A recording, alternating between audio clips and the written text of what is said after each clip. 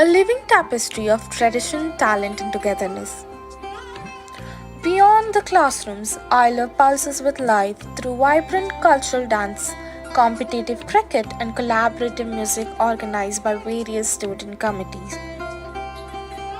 From traditional Rangoli artistry to intense table tennis matches, our students are building a legacy of teamwork and spirited talent.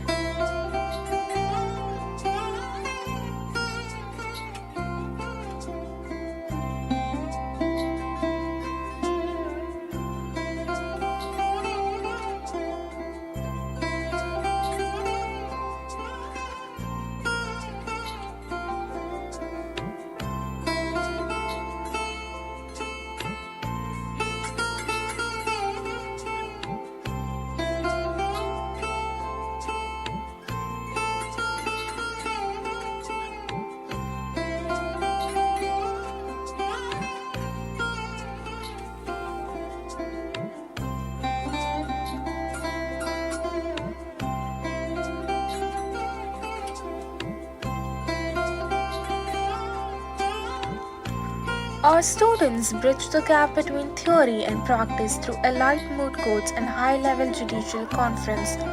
With the guidance of Supreme Court and High Court judges, they mastered trial advocacy, legal research, and the art of professional storytelling. Guided by the wisdom of the bench and the fire of the bar, IIULER empowers students to transcend boundaries. Here, every argument crafted is a step towards a more just world, ultimately delivering justice and service.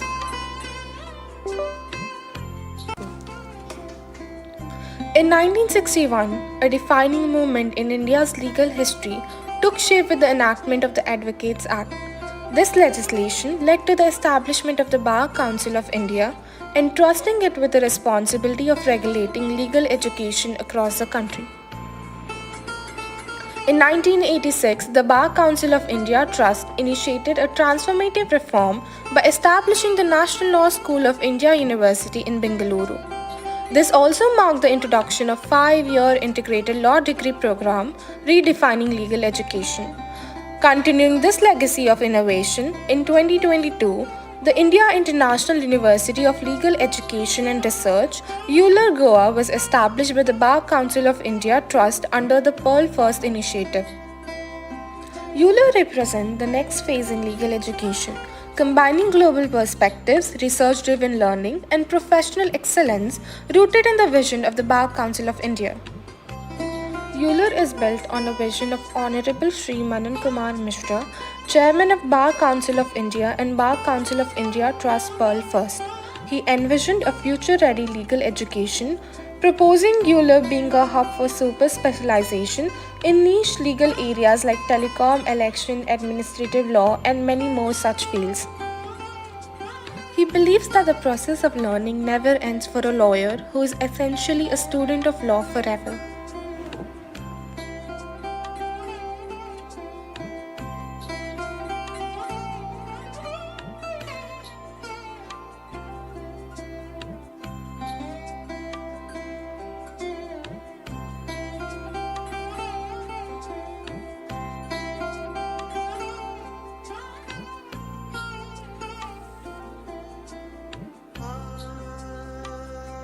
With personalized mentorship, personality development, and national and international exposure, IIULER prepares legal professionals from local grounding to global impact.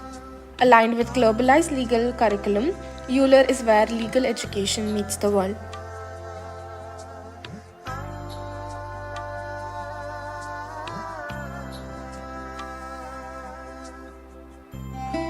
Goa provides an inspiring atmosphere for learning, growth, and global exchange, making it an ideal destination for students from across the world.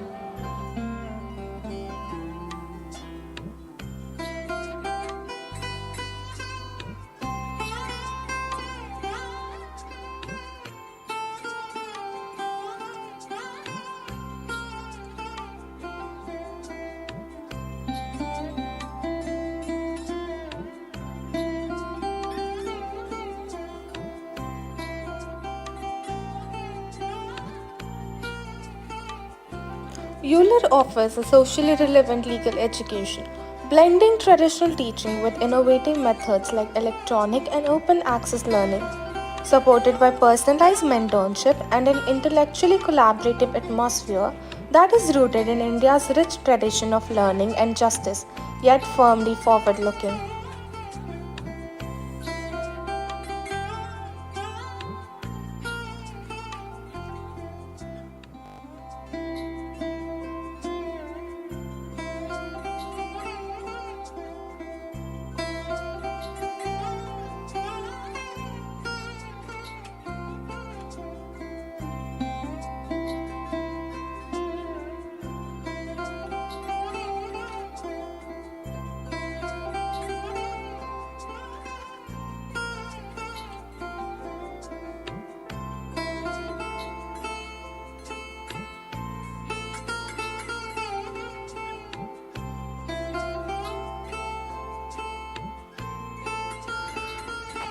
A living tapestry of tradition, talent, and togetherness. Beyond the classrooms, IILER pulses with life through vibrant cultural dance, competitive cricket, and collaborative music organized by various student committees. From traditional Rangoli artistry to intense table tennis matches, our students are building a legacy of teamwork and spirited talent.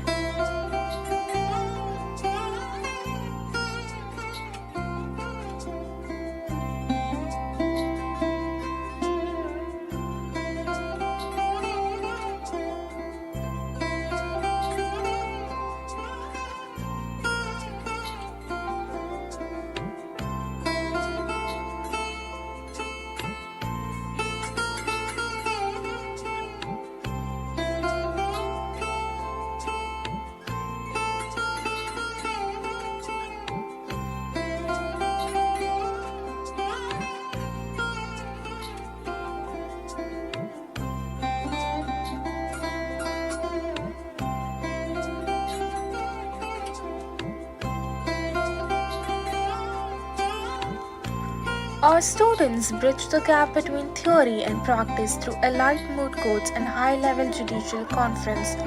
With the guidance of Supreme Court and High Court judges, they mastered trial advocacy, legal research, and the art of professional storytelling. Guided by the wisdom of the bench and the fire of the bar, IILER empowers students to transcend boundaries. Here, every argument crafted is a step towards a more just world, ultimately delivering justice and service.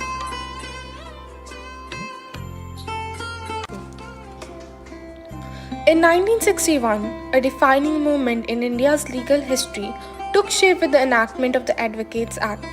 This legislation led to the establishment of the Bar Council of India, entrusting it with the responsibility of regulating legal education across the country. In 1986, the Bar Council of India Trust initiated a transformative reform by establishing the National Law School of India University in Bengaluru. This also marked the introduction of a 5-year integrated law degree program, redefining legal education. Continuing this legacy of innovation, in 2022, the India International University of Legal Education and Research, IIULER Goa, was established by the Bar Council of India Trust under the Pearl First initiative.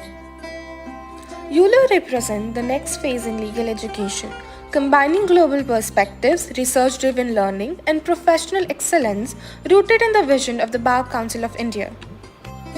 IIULER is built on a vision of Honorable Shri Manan Kumar Mishra, Chairman of Bar Council of India and Bar Council of India Trust Pearl First.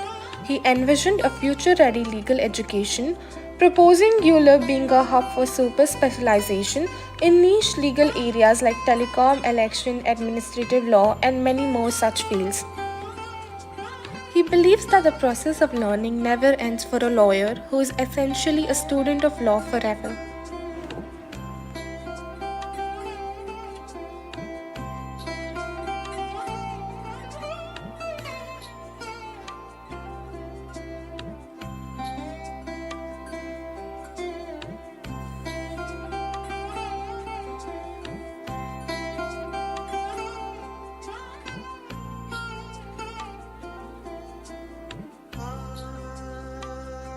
With personalized mentorship, personality development, and national and international exposure, ULER prepares legal professionals from local grounding to global impact. Aligned with globalized legal curriculum, ULER is where legal education meets the world.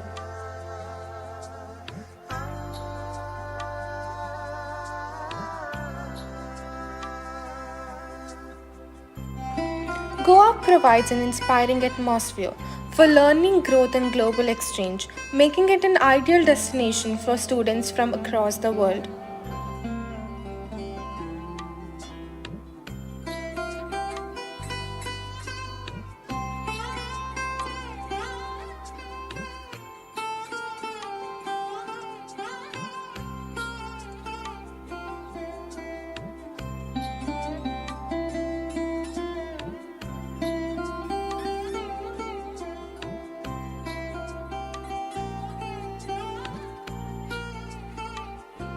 ULER offers a socially relevant legal education, blending traditional teaching with innovative methods like electronic and open access learning. Supported by personalized mentorship and an intellectually collaborative atmosphere that is rooted in India's rich tradition of learning and justice, yet firmly forward looking.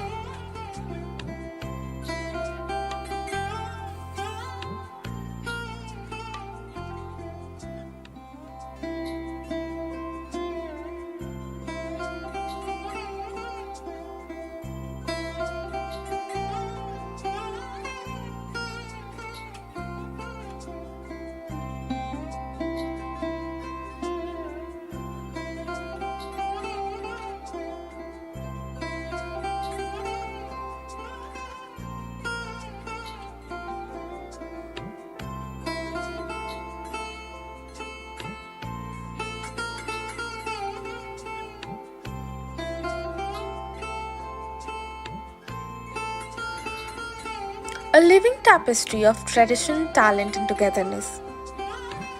Beyond the classrooms, IIULER pulses with life through vibrant cultural dance, competitive cricket, and collaborative music organized by various student committees.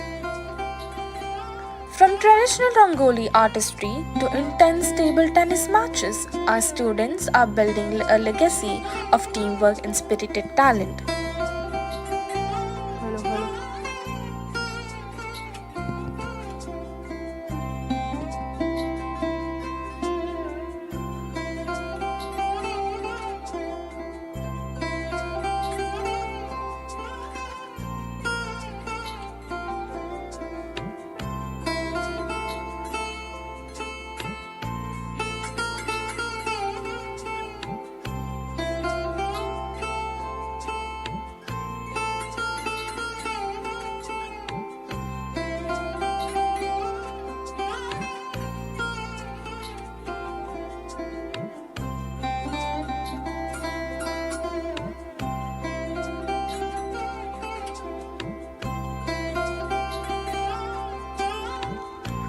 Our students bridge the gap between theory and practice through elite moot courts and high-level judicial conference. With the guidance of Supreme Court and High Court judges, they mastered trial advocacy, legal research, and the art of professional storytelling. Guided by the wisdom of the bench and the fire of the bar, IIULER empowers students to transcend boundaries. Here, every argument crafted is a step towards a more just world, ultimately delivering justice and service.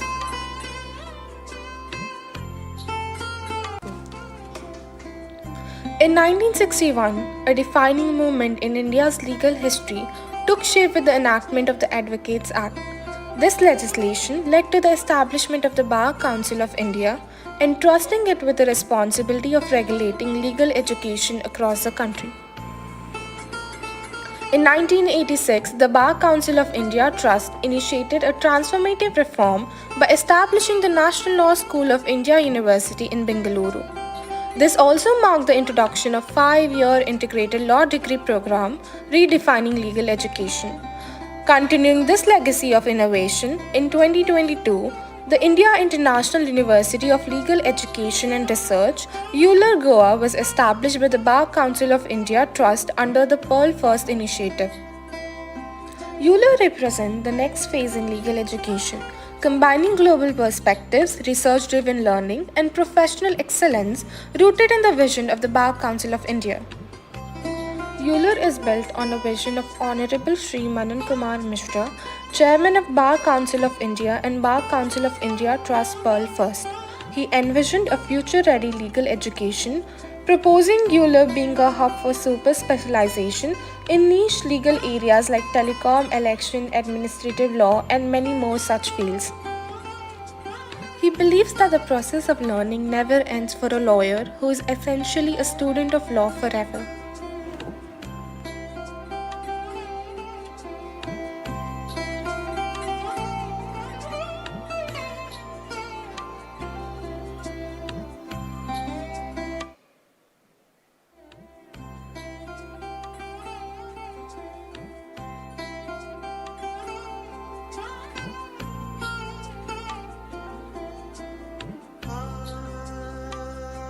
With personalized mentorship, personality development, and national and international exposure, IIULER prepares legal professionals from local grounding to global impact.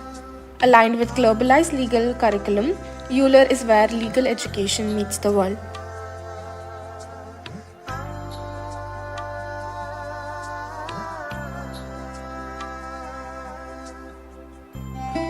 Goa provides an inspiring atmosphere for learning, growth, and global exchange, making it an ideal destination for students from across the world.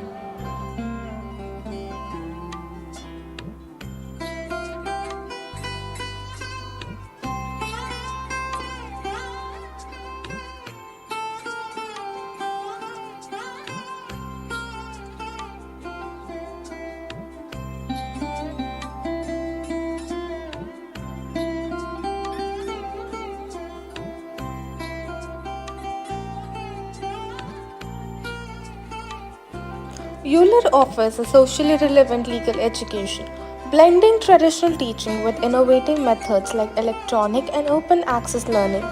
Supported by personalized mentorship and an intellectually collaborative atmosphere that is rooted in India's rich tradition of learning and justice, yet firmly forward looking.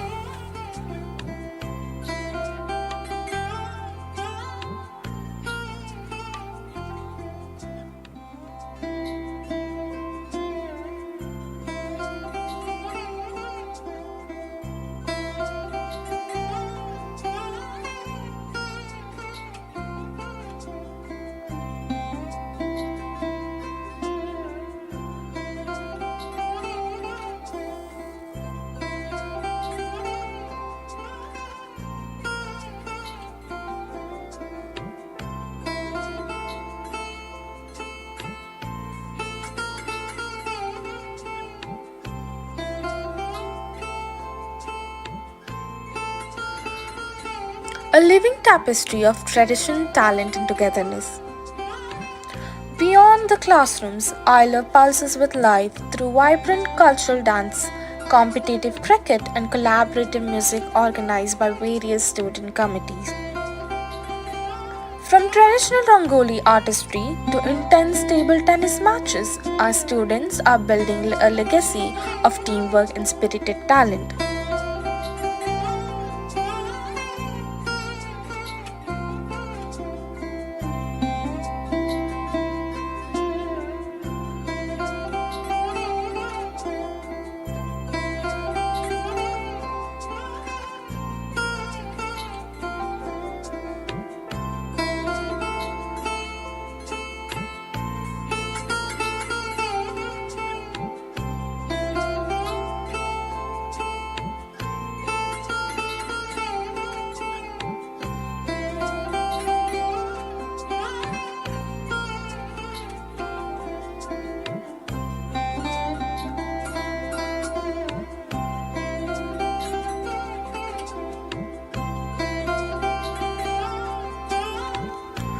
Our students bridge the gap between theory and practice through elite moot courts and high-level judicial conference, With the guidance of Supreme Court and High Court judges, they mastered trial advocacy, legal research, and the art of professional storytelling. Guided by the wisdom of the bench and the fire of the bar, IIULER empowers students to transcend boundaries. Here, every argument crafted is a step towards a more just world, ultimately delivering justice and service.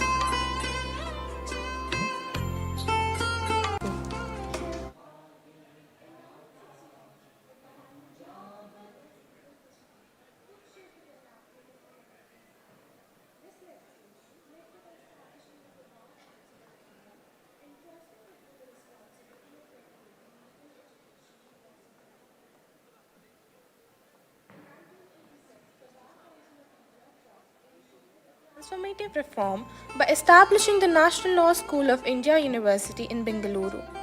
This also marked the introduction of 5-year integrated law degree program redefining legal education.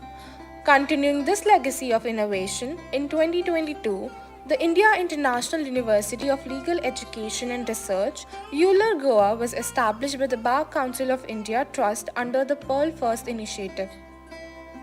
IIULER represents the next phase in legal education, combining global perspectives, research-driven learning, and professional excellence rooted in the vision of the Bar Council of India.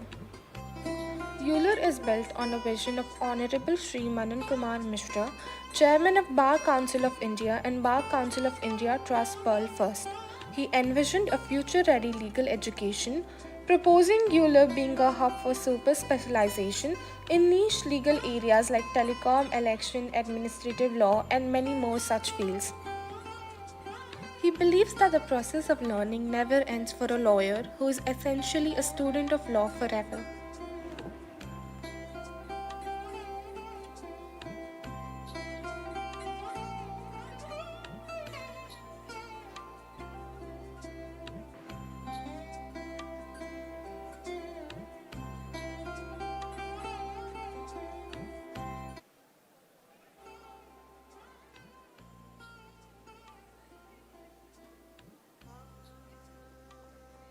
With personalized mentorship, personality development, and national and international exposure, IIULER prepares legal professionals from local grounding to global impact. Aligned with globalized legal curriculum, IIULER is where legal education meets the world.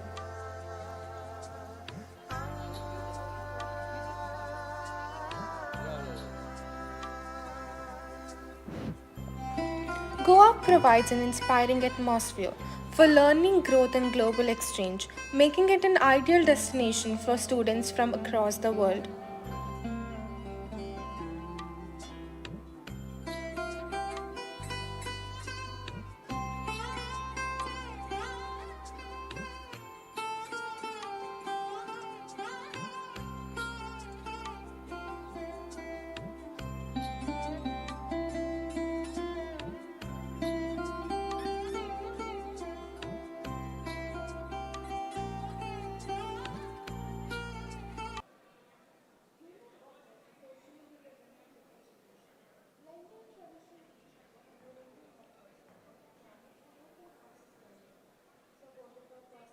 Internship and an intellectually collaborative atmosphere that is rooted in India's rich tradition of learning and justice, yet firmly forward looking.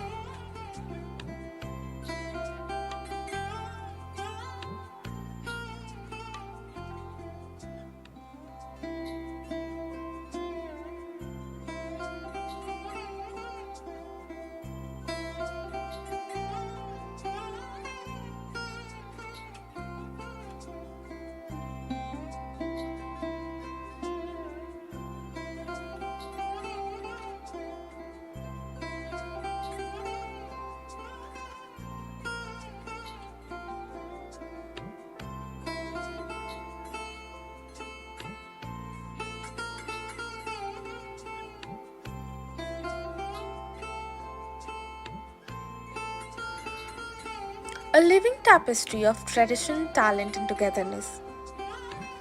Beyond the classrooms, IIULER pulses with life through vibrant cultural dance, competitive cricket, and collaborative music organized by various student committees. From traditional Rangoli artistry to intense table tennis matches, our students are building a legacy of teamwork and spirited talent.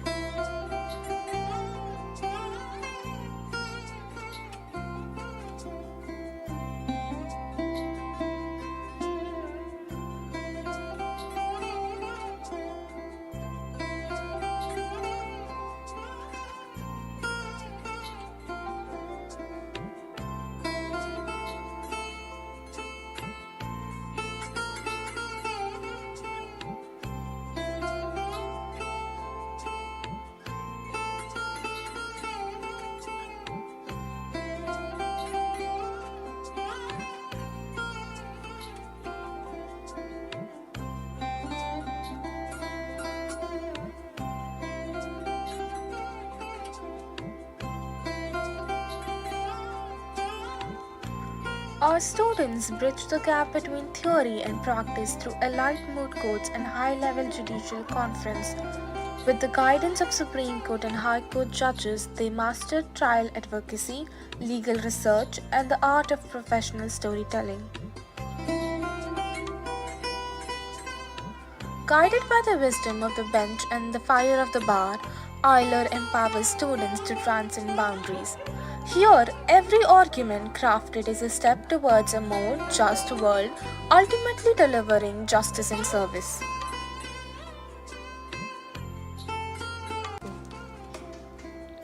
In 1961, a defining moment in India's legal history took shape with the enactment of the Advocates Act. This legislation led to the establishment of the Bar Council of India, entrusting it with the responsibility of regulating legal education across the country. In 1986, the Bar Council of India Trust initiated a transformative reform by establishing the National Law School of India University in Bengaluru. This also marked the introduction of a 5-year integrated law degree program, redefining legal education.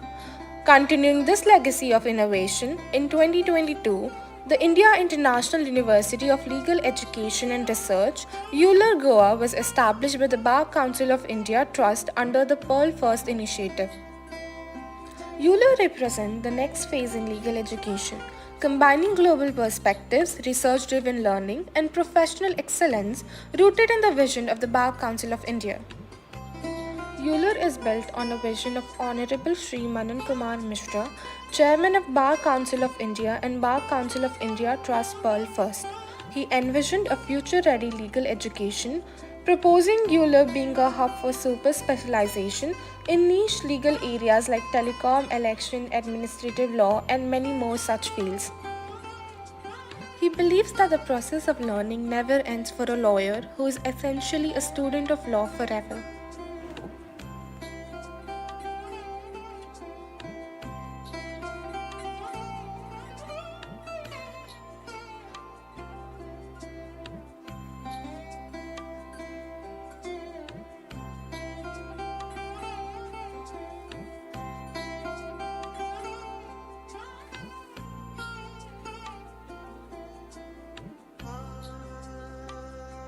With personalized mentorship, personality development, and national and international exposure, IIULER prepares legal professionals from local grounding to global impact. Aligned with globalized legal curriculum, IIULER is where legal education meets the world.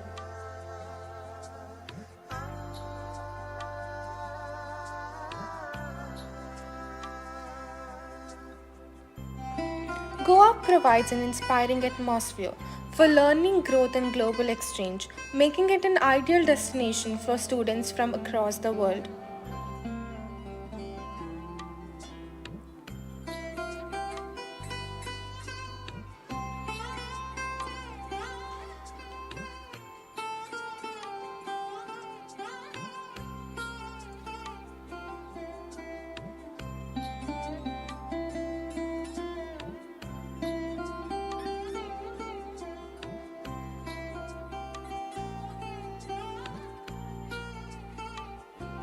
IIULER offers a socially relevant legal education, blending traditional teaching with innovative methods like electronic and open access learning, supported by personalized mentorship and an intellectually collaborative atmosphere that is rooted in India's rich tradition of learning and justice, yet firmly forward looking.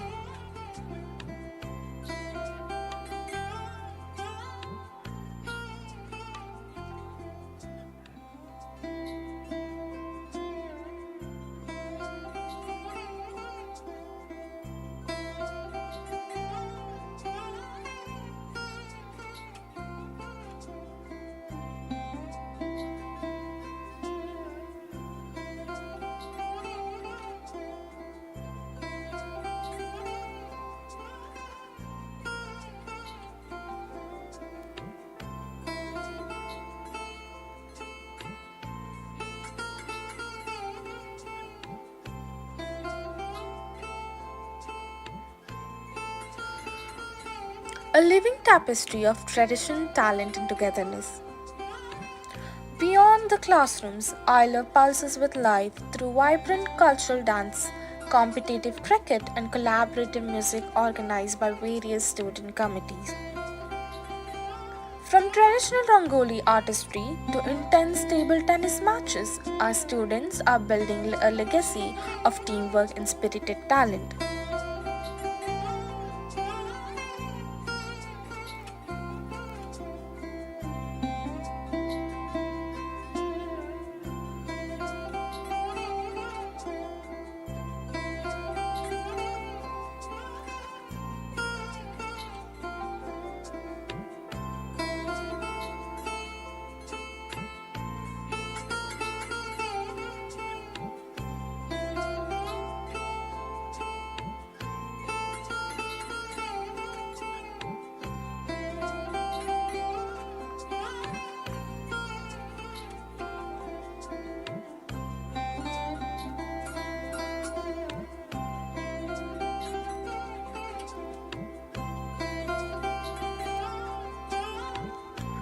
Our students bridge the gap between theory and practice through elite moot courts and high-level judicial conference.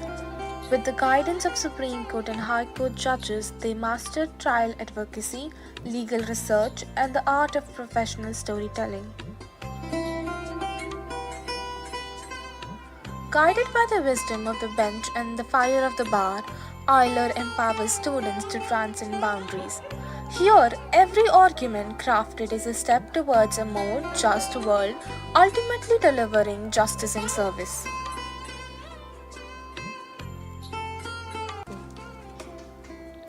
In 1961, a defining moment in India's legal history took shape with the enactment of the Advocates Act. This legislation led to the establishment of the Bar Council of India, entrusting it with the responsibility of regulating legal education across the country. In 1986, the Bar Council of India Trust initiated a transformative reform by establishing the National Law School of India University in Bengaluru.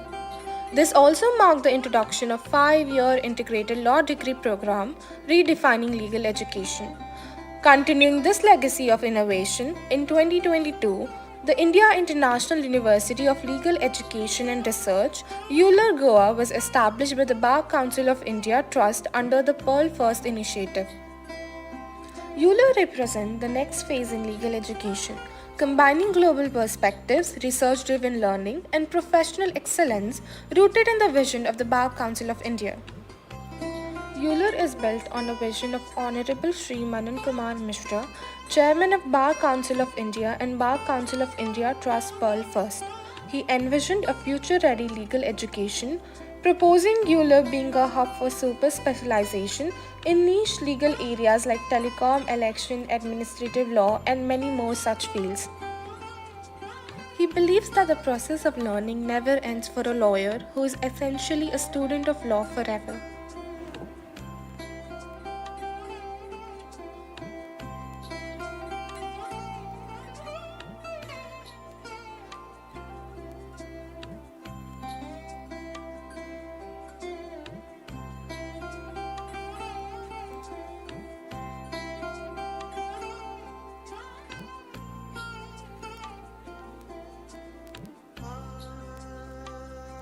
With personalized mentorship, personality development, and national and international exposure, ULER prepares legal professionals from local grounding to global impact. Aligned with globalized legal curriculum, ULER is where legal education meets the world.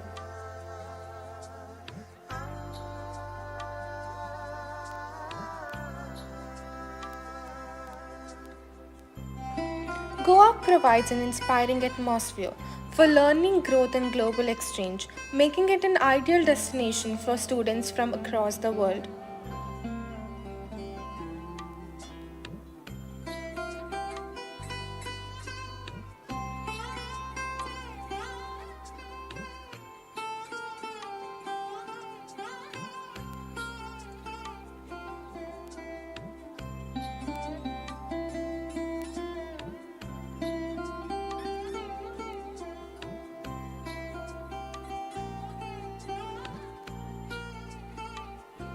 ULER offers a socially relevant legal education, blending traditional teaching with innovative methods like electronic and open access learning.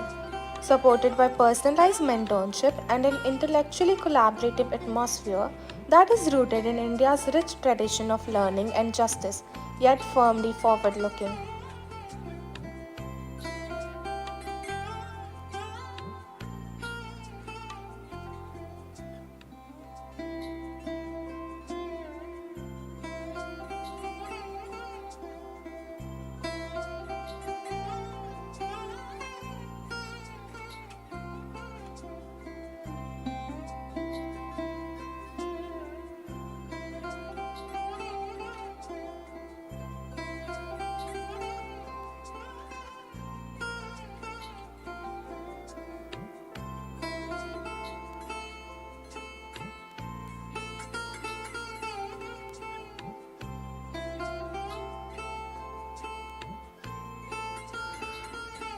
A living tapestry of tradition, talent, and togetherness.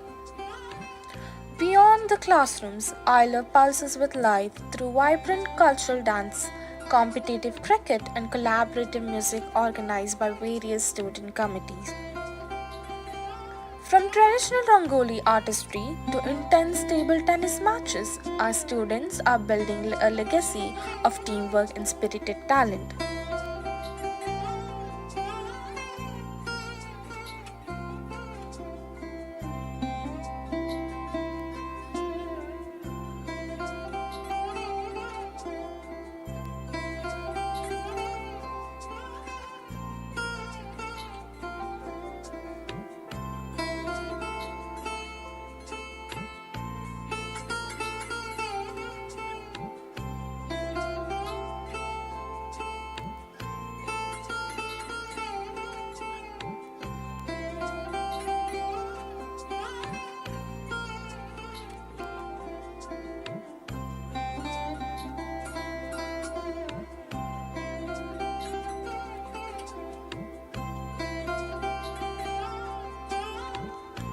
Our students bridge the gap between theory and practice through elite moot courts and high-level judicial conference. With the guidance of Supreme Court and High Court judges, they mastered trial advocacy, legal research, and the art of professional storytelling. Guided by the wisdom of the bench and the fire of the bar, IILER empowers students to transcend boundaries. Here, every argument crafted is a step towards a more just world, ultimately delivering justice and service.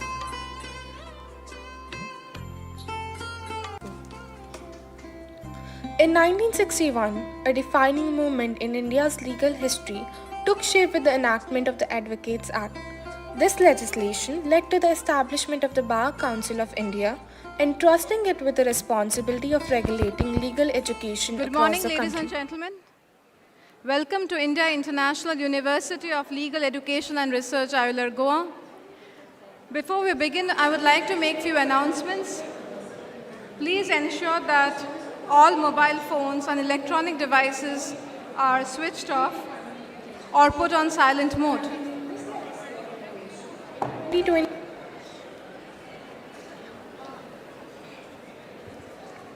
Please ensure that all mobile phones and electronic devices are switched off or put on silent mode. Photography and videography will be conducted by the official team only. We kindly request you not to use your personal camera phones during the formal gathering. Please remain seated when the program begins. You may only leave the auditorium during the breaks to avoid disruption. Restroom facilities and water stations are available outside. The inaugural session will be followed by a plenary session in the same auditorium, so kindly remain seated after the conclusion of the inaugural session as we transition smoothly into the plenary.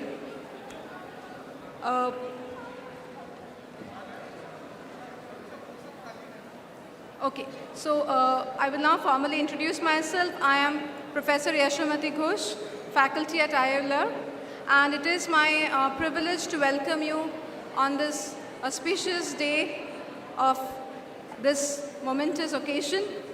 I will be your moderator for this session along with Sri Suvir Sidhu sir, who is the BCI member here.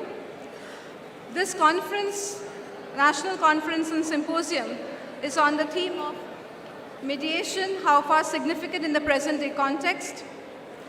I would request all the attendees to kindly take their seats immediately. The Chief Minister has arrived and will be joining us shortly, so kindly be seated.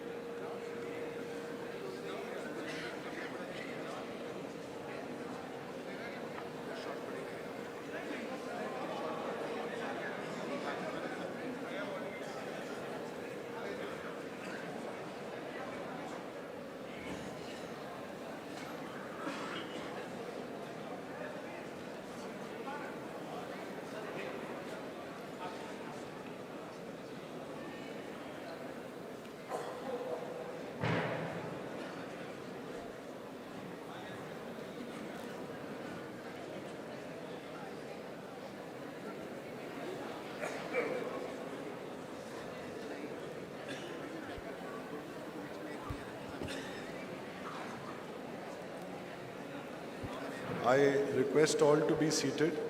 We are starting the function in 2 minutes. Please put your mobile phones on silent.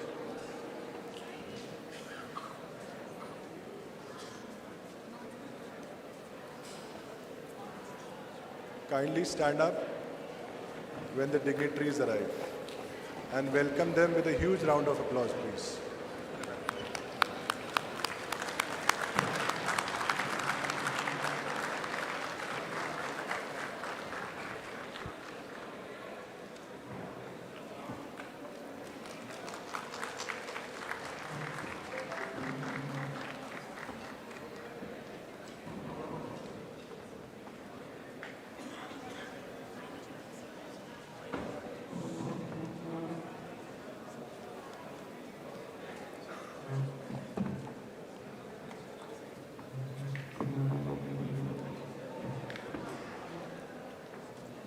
Thank you all.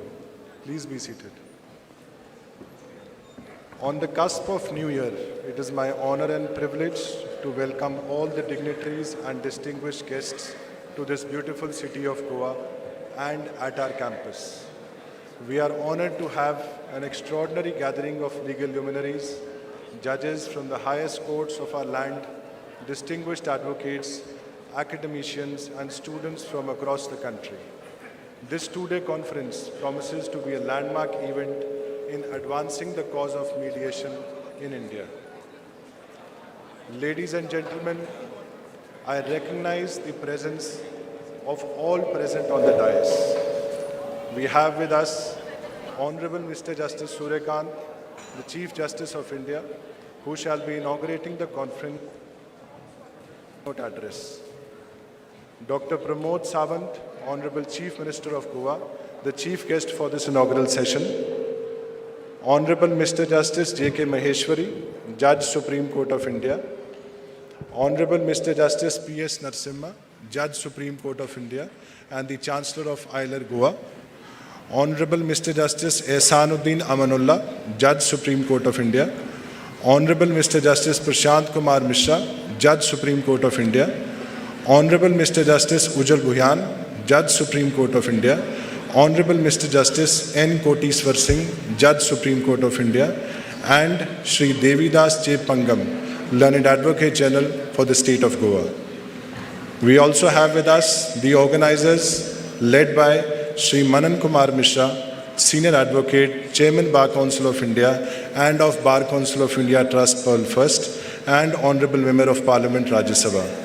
Shri S. Prabhakaran, Vice Chairman of Bar Council of India and Bar Council of India Trust, Pearl First.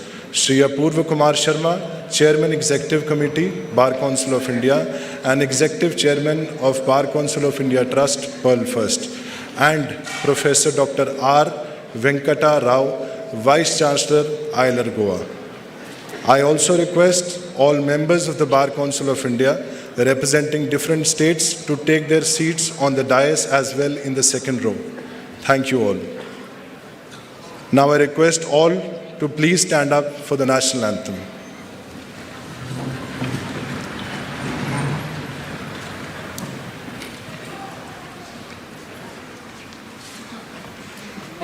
जय हे भारत भाग्य विधाता पंजाब सिंध गुजरात मराठा द्राविड उत्कल बंगा विंध्य हिमाचल यमुना गंगा उच्चल जलधि तरंगा तव शुभ नामे जागे तव शुभ आशीष मांगे गाहे तव जय गाथा जन गण मंगलदायक जय हे भारत भाग्य विधाता जय हे जय हे जय हे जय जय जय जय हे।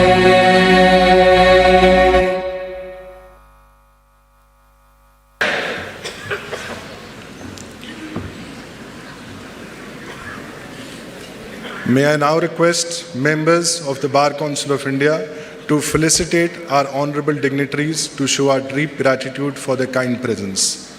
Firstly, I request Shri Manan Kumar Mishra, Chairman BCI, to felicitate Honorable Mr. Justice Suryakant, Chief Justice of India, the custodian of our Constitution and the head of the Indian judiciary, whose vision for mediation and alternative dispute resolution shall be revolutionary for our justice delivery system. Please, with a round of applause.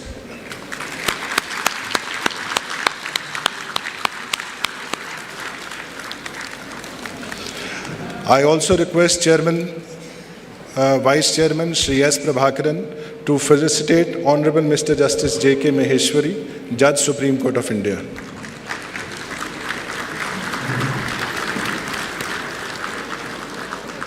I also request Shri Manan Kumar Mishra, Chairman BCI, to felicitate Dr. Pramod Sawant, Honorable Chief Minister of Goa, our chief guest, whose leadership has made Goa a beacon of progress and whose support has been invaluable to the institution.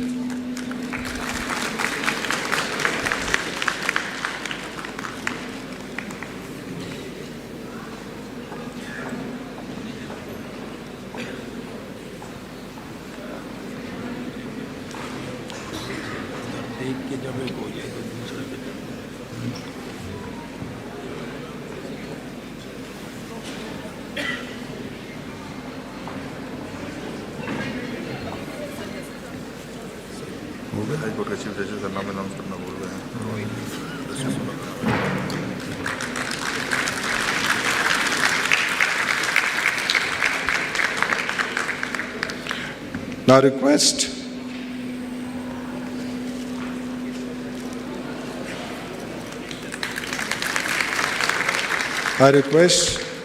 Shri S. Prabhakaran to felicitate Honorable Mr. Justice P.S. Narasimha, Judge Supreme Court of India and Chancellor IIULER Goa.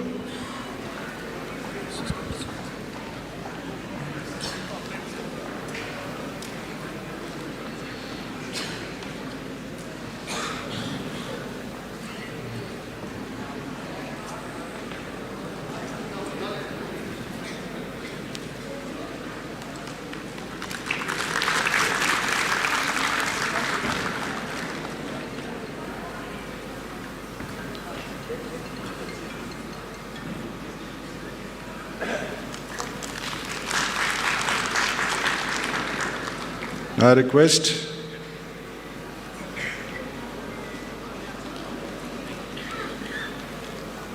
Shri Apurva Kumar Sharma, Chairman Executive Committee BCI, to felicitate Honorable Mr. Justice Ehsanuddin Amanullah, who has been a constant support in academic initiatives.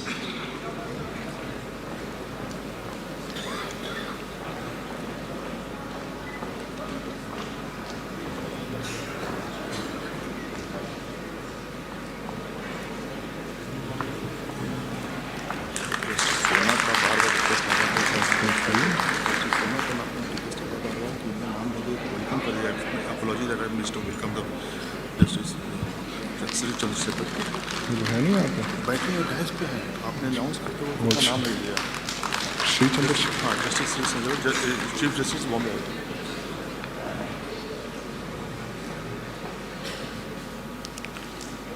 I also request Shri Apurva Sharma to felicitate Honorable Mr. Justice Prashant Kumar Mishra, Judge Supreme Court of India.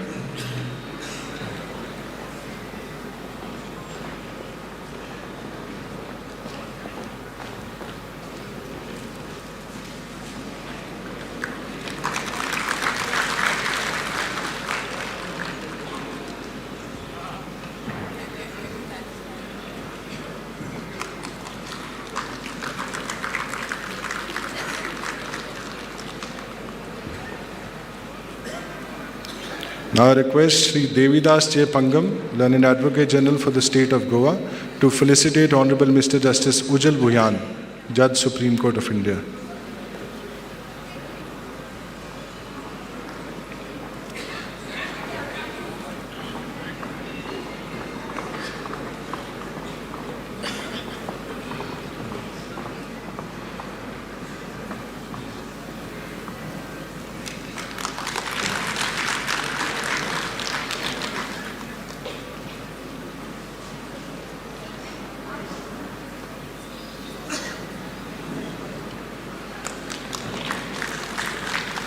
I also request the Learned Advocate General to felicitate Honorable Mr. Justice N. Koteeswar Singh.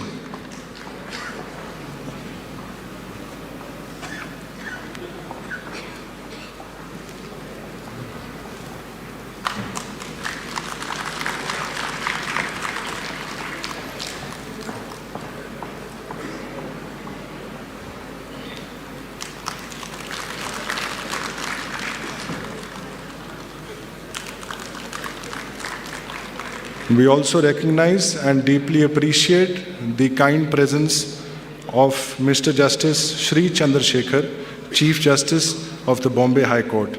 I request Mr. Ved Prakash Sharma, Mr. A. Rami Reddy, and Mr. D. K. Sharma to kindly felicitate the Honorable Chief Justice of Bombay High Court.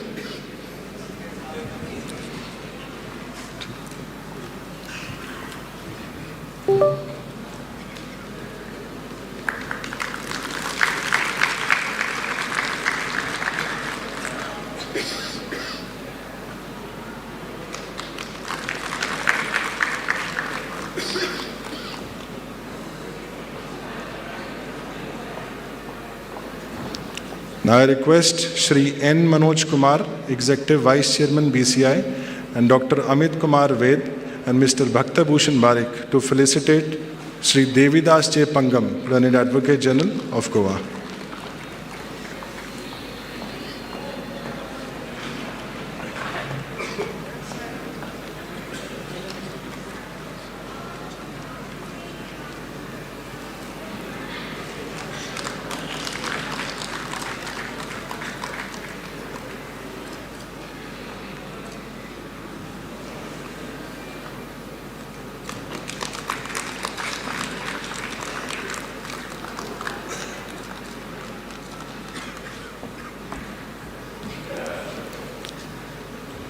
While we deeply appreciate the presence of honorable dignitaries on the dais, we also value and recognize the presence of all the honorable dignitaries of the dais.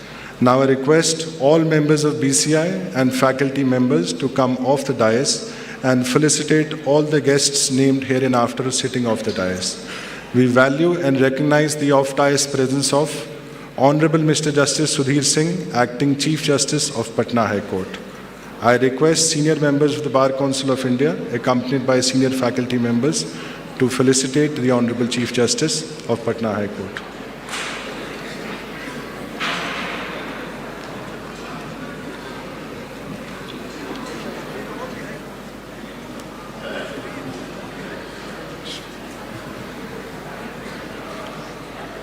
Along with the same, I also request to felicitate Honorable Mr. Justice Ashutosh Kumar, Chief Justice, Guwahati High Court.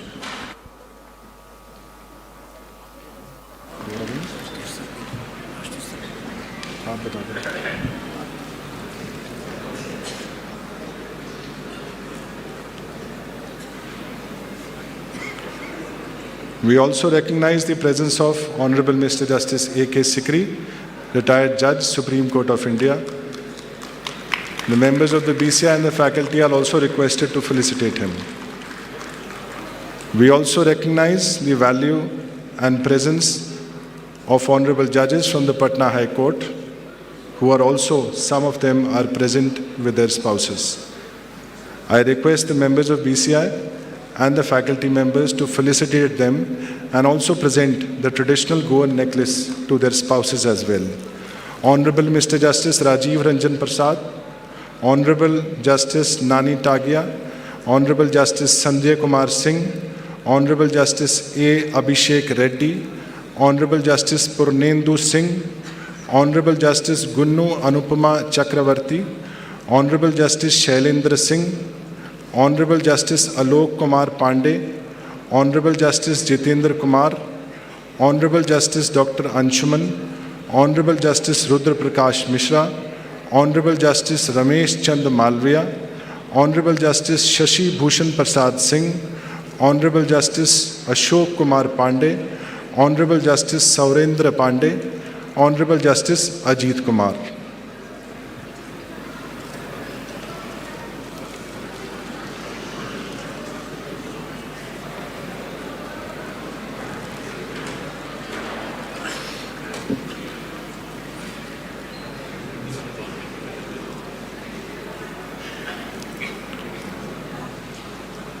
I'd request the members of the BCI and the faculty members to also felicitate honorable judges from the Bombay High Court, including at Goa. Honorable Justice Revati Mohiti Dere, Honorable Justice M.S. Sonak, Honorable Justice Ravindra V. Guge, Honorable Justice G.S. Kulkarni, Honorable Justice B.P. Kolabawala, Honorable Justice Suman Shyam, Honorable Justice M.S. Karnik, Honorable Justice S.V. Kotwal, Honorable Justice Vanmiki Menezes, Honorable Justice M.M. Sathaye, Honorable Justice Neela Gokhale, Honorable Justice Ashish S. Chavan, Honorable Justice Sri Ram V. Shirsat, also honorable judges from different high courts from across the country. Honorable Mr. Justice K. Srinivasa Reddy, Judge of the Andhra Pradesh High Court. Honorable Justice Maheshwara Rao Kancham, Judge of the Andhra Pradesh High Court. Honorable Justice Anand Pathak, Judge of Madhya Pradesh High Court. Honorable Justice Dinesh Pathak, Judge of Uttar Pradesh High Court. Honorable Justice P. Sam Koshi, Judge of Telangana High Court. We also recognize the presence of Sri Chetan Sharma, Additional Solicitor General of India, High Court of Delhi. I request all members of BCI and faculty members to felicitate all our honorable dignitaries of the dais.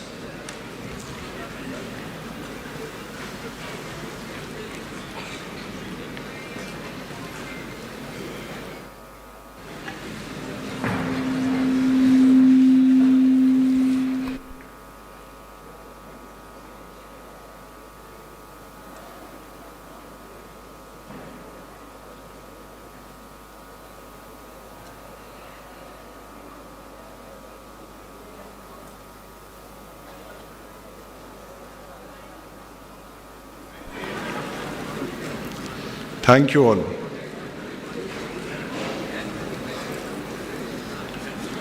Due to paucity of time, the rest of the honorable dignitaries present will be felicitated in subsequent sessions as planned. Thank you. I request the members of BCI to kindly come back on the stage.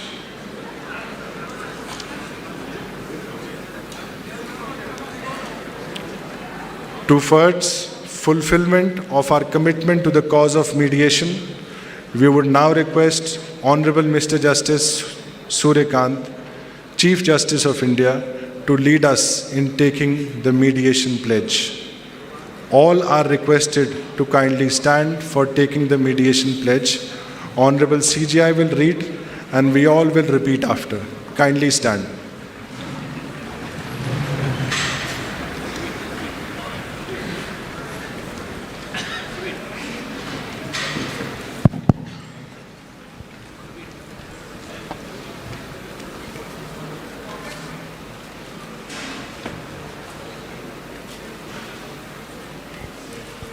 Should I start? We, the members of the Indian judiciary and legal fraternity,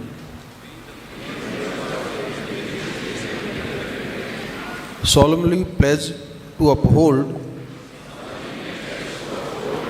our constitutional obligation of securing timely and universal access to justice. We commit to choosing mediation first, promoting dialogue over dispute, understanding over accusation, and healing over hostility. We will encourage parties to pursue dignified, voluntary and confidential settlements free from fear or pressure. We pledge to advise, act and adopt peaceful and amicable means of dispute resolution where mediation can serve the cause of justice. through our conduct and counsel, we commit to advancing mediation as an essential part of achieving justice with peace. Thank you. Thank you, Lordship. All please be seated. We now move forward to a significant and auspicious moment, the ceremonial lighting of the lamp, which symbolizes the dispelling of darkness through knowledge, wisdom, and enlightenment. May I request the Honorable Dignitaries, led by Honorable the Chief Justice of India and Honorable the Chief Minister of Goa and Honorable Judges of the Supreme Court, to kindly come forward for the lighting of the lamp. As a part of IIULER culture, the talented students from the university will present the invocation song, Ganesh Pancharatnam, and followed by Vande Mataram, our national song composed by Shri Bankim Chandra Chattopadhyay, celebrating its 150 years in 2025.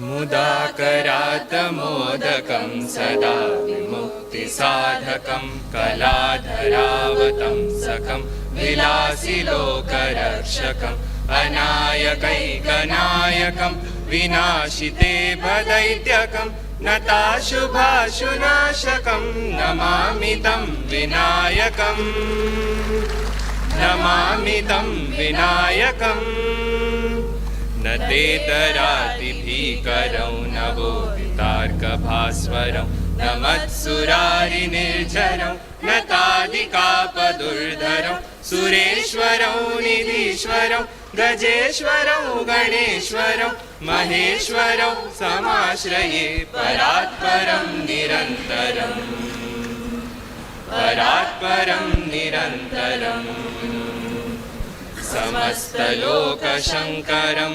निरस्तदैत्यकुञ्जरं धरेतरोदरं वरं वरे भवक्रमक्षरं कृपाकरं क्षमाकरं मुदाकरं यशस्करं मनस्करं नमस्कृतां नमस्करोमि भास्वरम् नमस्करोमि भास्वरम् नमस्करोमि भास्वरम्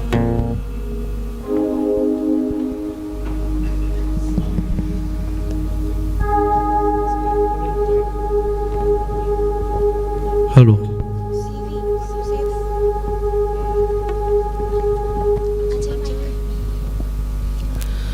And now, on this auspicious year of the 150th year of Vande Mataram, written by Bipin Chandra Chatterjee as our national song, our students would like to perform a musical rendition of the very same.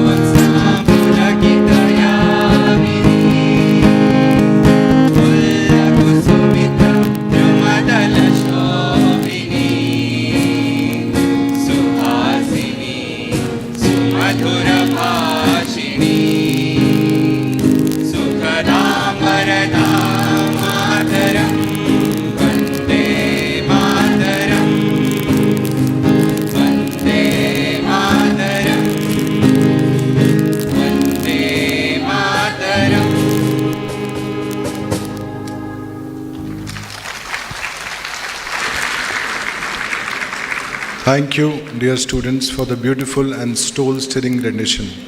May I request all to return to their seats, please. Ladies and gentlemen, before we proceed with the formal addresses, allow me to briefly introduce this National Conference and Symposium. Mediation is an integral part of our culture, and Honorable Mr. Justice Suryakant, Chief Justice of India, has always emphasized that mediation is not merely an alternative dispute resolution mechanism, but is a constitutional value that reflects India's entrenched resolve to compassion, consensus, and social harmony in justice delivery. This two-day conference brings together the finest legal minds of our nation: judges, senior advocates, legal practitioners, mediators, academicians, and students, and also international speakers joining online from around 14 countries to deliberate on one of the most crucial developments in our justice delivery system, that is mediation. Over the next 2 days, through plenary sessions, panel discussions, accreditation gaining training modules, and policy roundtables, paper presentation sessions, we will explore how to integrate mediation into everyday court practice, learn from international and global best practices, train legal professionals in mediation skills, discuss the policy framework for mediation for the nation aligned with Viksit Bharat and the Mediation Act of 2023, cutting-edge research on mediation. This conference is the result of tireless efforts by IIULER Goa, the Bar Council of India, and Bar Council of India Pearl First Trust.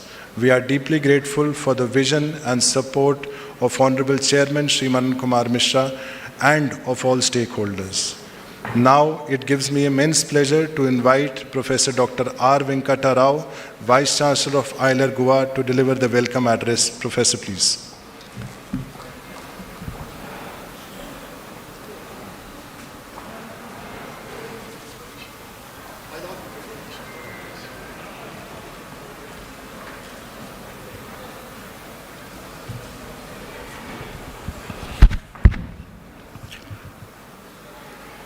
Sabhaya Namaha.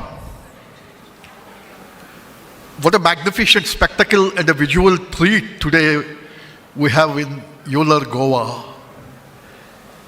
An institution taking baby steps has taken a giant leap forward with today's momentous and historic conference. Revered my Lord, Honorable Justice Suryakant, the Chief Justice of India and visitor, India International University of Legal Education and Research, esteemed Chief Minister of Goa, Dr. Pramod Sawantji, Honorable Justice J.K. Maheshwari, Honorable Justice P.S. Narasimha, Chancellor IIULER, Justice Ahsanuddin Amanullah, Justice Prashant Kumar Mishra, Justice Ujjal Bhuiya, Justice Koteshwar Singh, distinguished Chief Justices of High Courts, Judges of the High Courts, members of the Judiciary, Honorable Devidas Pangan, Advocate General of Goa, revered Honorable Chairman, Bar Council of India and Bar Council of India Trust, Pearl Trust, Shri Manan Kumar Mishra, the brain behind today's show, members of the Bar Council of India Pearl Trust, the entire family of the Bar Council of India, Vice Chancellors of National Law School of India University. I see my good friend Professor Uke in the audience, deans, principals, senior professors, colleagues, friends from media, invitees, and above all, the 21st century hopes of this great country, my student friends. Ernest Hemingway says, when the heart is full, the lips will be silent. My heart is full, but I would try my best to accord a formal welcome from the core of my heart. I'm reminded of Mahatma Gandhi's statement that Mahatma Gandhi was a great champion of mediation. He said, the goal is conversion and not coercion. The goal is to win over the opponent and not defeat him, transforming both individuals and the conflict itself. I quote Gandhi, my joy is boundless. I had learned the practice of law. I had learned to find out the better side of human nature and to enter men's hearts. I realized that the true function of a lawyer was to unite parties riven asunder. The lesson was so indelibly burnt into me that a large part of my time during the 20 years of practice as a lawyer was occupied in bringing about private compromises in hundreds of cases. I lost nothing thereby, not even money, certainly not my soul. So here we are, not to lose the soul. With the avowed objective of spreading the ethos of mediation, of inculcating the culture of mediation, especially among the youth, and thereby making each one of them an eloquent spokesperson of mediation and a foot soldier in the cause of mediation, this conference has been conceptualized. It is our privilege to welcome you all to this epoch-making conference. The objective is to ensure that our youth not only have a functioning brain, but a functioning heart too. Today's conference is an example of confluence of structured partnership among the bench, the bar, and the academia through shared deliberations that will enrich bench, bar, and the classroom. Now, let me extend a cordial welcome to our visitor, Honorable Chief Justice of India, Suryakant. My Lord Suryakant-ji, with your permission, I bow down my head in reverence to your parents for giving such an appropriate name to your Lordship, my Lord. Surya. Surya means sun. And looking at the work culture of Honorable Chief Justice Suryakant, we are reminded of two things. The sun rises even on Sundays. There are no holidays for sun. All holidays are holy days for sun. And for my Lord Justice Suryakant, there are no Sundays. There are no holidays. For him, law must be the shield for the weak and not sword for the powerful. We extend a warm welcome to you, sir. Two themes in IIULER Goa we have learned from you, sir. Your humanity, your discipline, and your belief that law exists for those who are in dire need of it has been the signature tune to all of us in IIULER. Your concern for dignity has been our watchword. Your two priorities, reducing pendency and promoting mediation and alternative dispute resolution, have motivated us to conceptualize this epoch-making conference. In fact, from the point of view of legal education, Justice Suryakant's life itself is an example. For our young students, it carries a message, especially for those who come from small towns and non-elite backgrounds, that excellence in the profession does not depend on lineage or privilege, but on preparation, perseverance, and ethical commitment. And Justice Suryakant is a living example of preparation, perseverance, and ethical commitment. It is our privilege to accord a welcome to Honorable Justice Suryakant. It's my privilege to cordially welcome our Chief Guest and Honorable Chief Minister of Goa, Dr. Pramod Sawant. Our Chief Minister has been our beacon light. I would always call our Chief Minister of Goa our friend, our philosopher, and not guide but textbook. He has been like our textbook in every aspect of IIULER's life. We welcome Justice Jitendra Kumar Maheshwari, whose life and career reflect an enduring commitment to justice, legal scholarship, administrative excellence, and institutional integrity. Justice Narasimha, our Chancellor, has been our mentor. As a part of the governing body of NALSA, Justice Narasimha was associated with the Mediation and Conciliation Project Committee, MCPC, of the Supreme Court of India. He was closely associated with the making of law on mediation.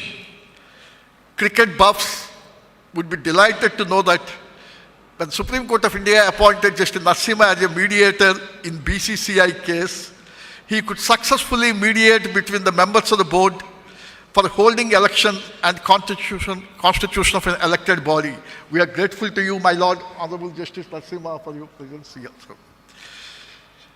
We are grateful to the bevy of Supreme Court judges who are adorning the dais, to Chief Justice of the High Court, Honorable Judges of the High Courts, members of the judiciary who are off the dais. Now, the brain behind this function, and I would say the Santa Claus of the season, is Manan Kumar Mishra, the chairman, Bar Council of India, who has given us the best gift on the Boxing Day by conceptualizing this conference. My Lord, my submission is only one thing. On 13th August 2020, 5 years ago, the Bar Council of India has addressed a letter to the Vice Chancellors prescribing mediation as a compulsory subject with 45 hours of teaching. That was the far-sighted wisdom of Bar Council of India. Even the Government of India has come out with a resolution only on 3rd June 2024. The Bar Council of India's seminal contribution, 5-year LLB course, establishment of National Law School of India to Bangalore, and now IIULER Goa. It's my privilege to extend a warm welcome to Honorable Chairman Manan Kumar Mishra, and it delights me to extend a warm welcome to all the family members of the Bar Council of India. Finally, I extend a warm welcome to Sri Devidas J. Pangam, Advocate General of Goa, whom we always call our amicus curiae.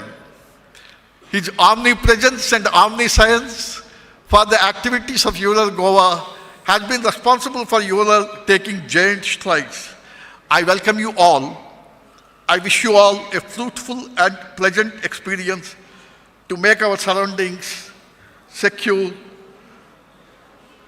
safe, and just.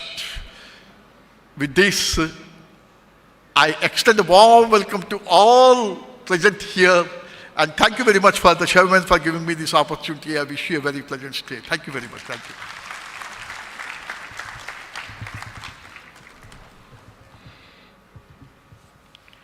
Thank you, sir. We now invite Sri Devidas J. Pangam, the Learned Advocate General of Goa, to share his address with this distinguished gathering.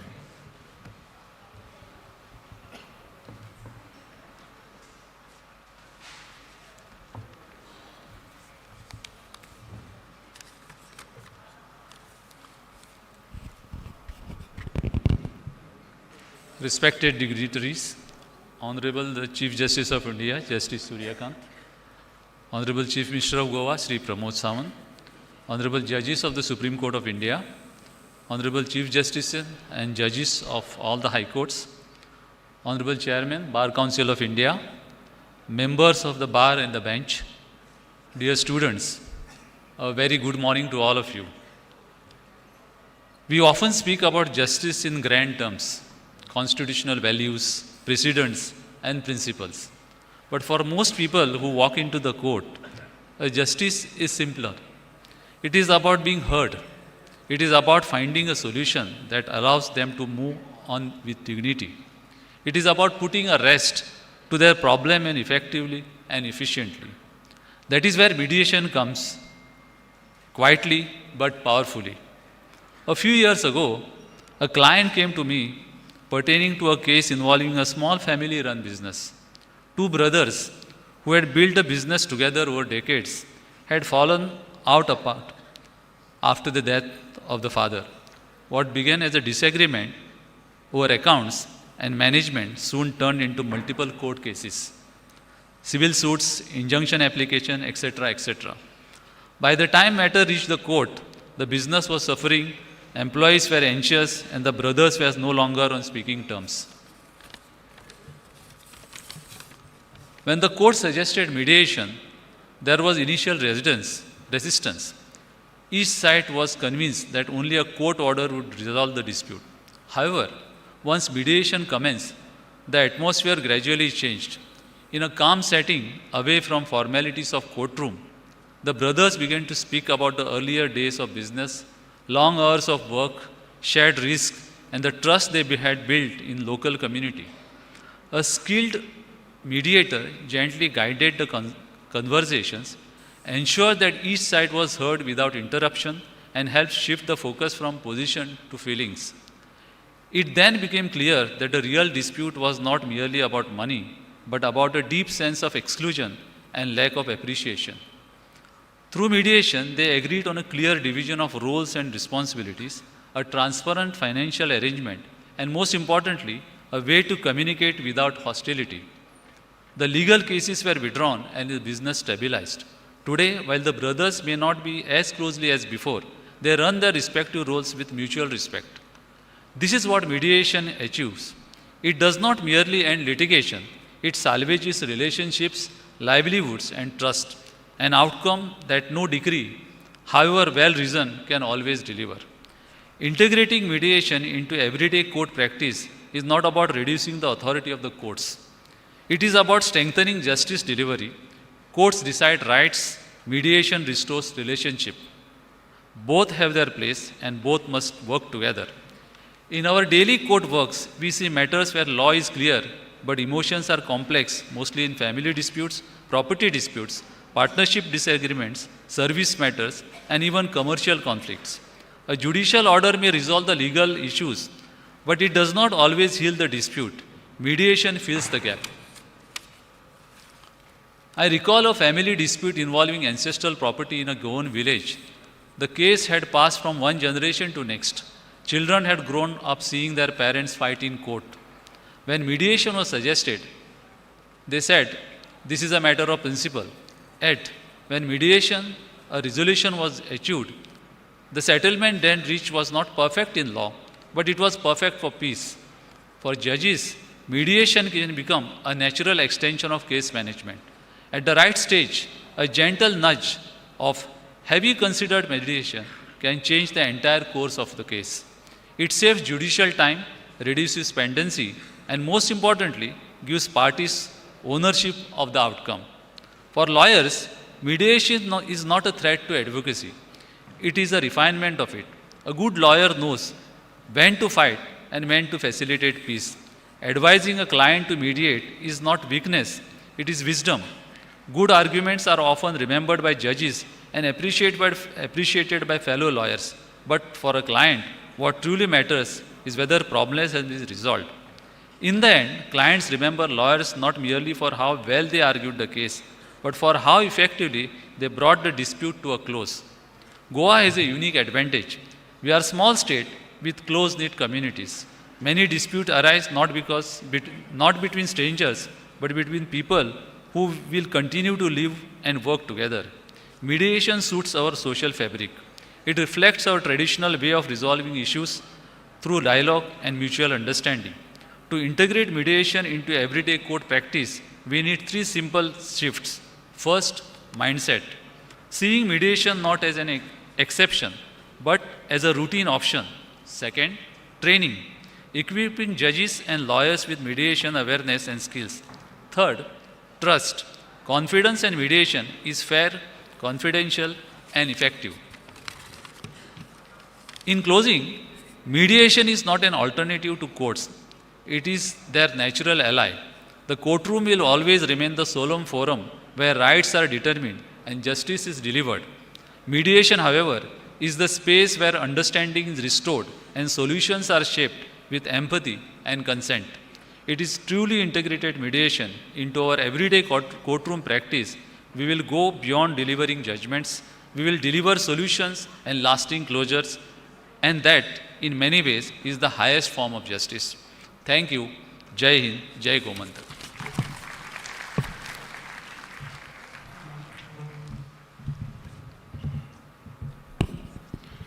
Thank you, sir. It is now my privilege to invite Sri Manan Kumar Mishra, Senior Advocate, Chairman of the Bar Council of India and of the Trust Pearl First, and Honorable Member of Parliament Rajya Sabha to address the gathering. Please, sir.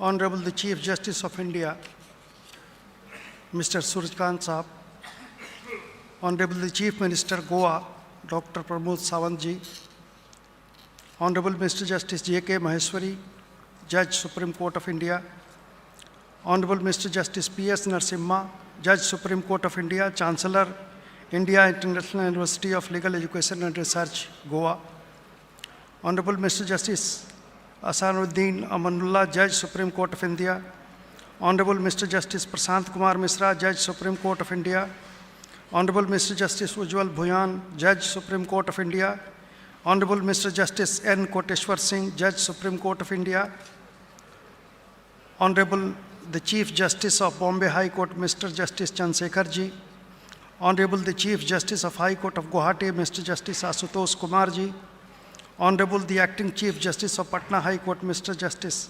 Sudhir Singh ji, Honorable Judges of Bombay, Patna, Andhra Pradesh, Allahabad, Telangana and other High Courts, Learned Advocate General of Goa, Mr. Devidas Mangam ji, my dear colleagues, members and office bearers of Supreme Court Bar Association, Supreme Court Advocates on Record Association, different High Court Bar Associations, respected faculties, dear students, ladies, gentlemen and media people.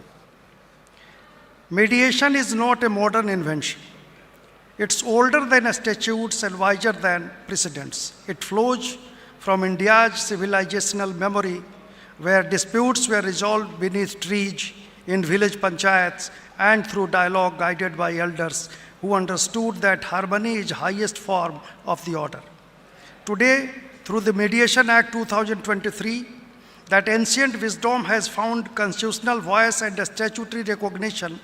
What we are witnessing is not merely legal reform, but a philosophical return to justice with a human face. The Mediation Act 2023 is not an import of foreign theory. It is India remembering herself. Today, mediation has again emerged not merely as an alternative, but as a necessary companion to formal education. The crisis of delayed justice is not India's burden alone. It's a global condition. Thus, in a globalized economy, mediation becomes indispensable. Judicial backlogs are not unique to India only. United States courts face years of delays. European civil courts struggle with pendency. Developing nations lack judicial infrastructure. Hence, countries worldwide are adopting mediation today. While litigation focuses on legal rights, past conduct, fault, and blame, mediation focuses on interest, future relationships, and practical solutions. Therefore, modern societies increasingly prefer problem-solving justice over adversarial justice, making mediation highly relevant today. Mediation protects trade secrets, maintains partnerships, allows continuity of business. In a polarized world, mediation reduces hostility, encourages dialogue, prevents escalation. From community disputes to international conflicts, mediation promotes peaceful coexistence, making it socially relevant today. The USA is a global pioneer in modern mediation. Court-annexed mediation is mandatory in many states. Federal and state courts actively refer cases for mediation. Commercial, family, employment, and civil disputes widely use mediation. Today, a vast majority of civil cases in the US are settled through mediation before trial. The UK strongly promotes mediation. Courts actively encourage parties to attempt mediation. In UK, refusal to mediate may attract cost penalties. Family mediation is deeply encouraged. Mediation is viewed as a duty to responsible litigants rather than a mere option. The European Union has adopted a coordinated approach. The European Union Mediation Directive encourages civil and commercial mediation. Members of EU states like France, Germany, Italy, and Spain have also enacted mediation laws. Pre-litigation mediation is mandatory in specific categories. Singapore is a global model for mediation. Singapore promotes mediation as the first response in commercial and international disputes and is a hub of cross-border mediation. Even China uses mediation extensively. Mediation in China plays a key role in social stability and governance. Australia has widely internationalized mediation. There is provision for mediation in civil and family dispute, and it's mandatory. Canada strongly encourages mediation. Mediation is mandatory in civil matters in several provinces of Canada. Today, India is transitioning from litigation dominance to a resolution-centric justice model. The Singapore Convention on Mediation transforms conflict into cooperation and law into dialogue. It is to be preferred over arbitration. Therefore, modern justice has no future without mediation. Litigation asks who is right, but mediation asks what is workable. Litigation always usually ends in winners and losers. Mediation always ends in solutions. India today faces a serious crisis of pendency. Crores of cases are pending before our courts. For an ordinary citizen, litigation often means years of waiting, financial exhaustion, emotional stress, breakdown of relationships. The courts alone, despite the dictation of judges and lawyers, cannot carry this burden indefinitely. Therefore, mediation is not a luxury, it is a systematic necessity. Litigation destroys relationships, mediation preserves them. Under Section 5, pre-litigation mediation, any party to a civil or commercial dispute may, before filing cases, voluntarily, with the consent of other party, seek to resolve the matter through mediation. However, there are certain challenges to mediation also. Mediation is not a panacea, and premises of Section 5 will be realized only if certain challenges are addressed with care. The foremost requirement is the presence of trained mediators who are sensitive to issues of gender, vulnerability, and power imbalances. Because without this awareness, mediation may not succeed. Friends, the presence of Honorable the Chief Justice of India, Justice Surjkant, and so many distinguished members of higher judiciary here gives this gathering its moral gravity. When the highest courts speak of healing rather than hostility and dialogue, rather than dominance, the legal system begins transformed from within. When the highest constitutional court speaks of the language of reconciliation, it sends a message far beyond courtrooms. It reshapes legal culture. Over the next 2 days, this symposium will take stock of mediation in the entire world in its fullest sense. It will examine court-referred mediation, pre-litigation mediation, enforceability of settlements, confidentiality and neutrality, accreditation, supervision of mediators, and integration of technology and data into the mediation process. The international dimensions of this conference reminds us that justice today lives in an interconnected world. Cross-border disputes, global commerce, and international cooperation demand systems that are predictable yet inhuman.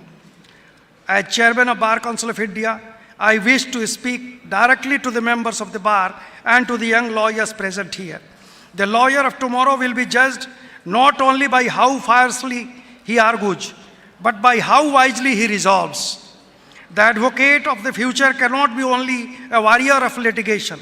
The advocate of future must also be a custodian of dialogue, a facilitator of understanding, and a professional who measures success not only by victory but by resolution. Mediation does not diminish the bar, rather it elevates it. It restores to the legal profession its highest calling as a service to society. This conference is a tribute to the institutional collaboration. IIULER Goa stands today as a luminous center of integrated, interdisciplinary, and inwardly ethical legal education where courts, the bar, academia, and the policy makers come together not only in isolation but in conscious collaboration towards a shared purpose and constitutional goal. The Bar Council of India remains committed to strengthening mediation training, establishing ethical and professional standards, and ensuring that the mediation becomes an organic part of legal education and judicial practice across the nation. The deliberations of this conference are going to light 1,000 of lamps in courtrooms, mediation centers, law schools, and communities across the country. This gathering would be remembered as a moment when India reaffirmed that the soul of justice lies not only in judgment but in reconciliation. Sir, this huge gathering of lawyers from all parts of the country establishes the awareness of fraternity for the mediation. It's the peak season for Goa. I had serious doubt whether people would be able to reach here, but it's their love and affection for our dynamic Chief Justice of India, who is also the visitor of this university and beautiful state of Pramod Sawant ji, that today more than 1,000 attendees are assembled here. Before ending my speech, I must make you all aware of the active contributions of dynamic Chief Minister, Dr. Pramod Sawantji, in the establishment of this world-class university, India International University of Legal Education and Research, Goa. The Honorable Chancellor of this university is going to make certain announcements today about the further improvements of this university. I conclude by saying, let this conference be remembered as a moment when India reaffirmed that justice is not only about judgments pronounced, but about wounds healed, and not only about law enforced, but harmony restored. Thank you. Jai Bharat.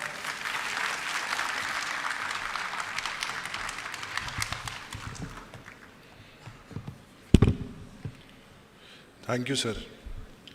We now invite Honorable Mr. Justice P.S. Narasimha, Judge of the Supreme Court of India and Chancellor of IIULER Goa, to give his address, please. His Lordship, please.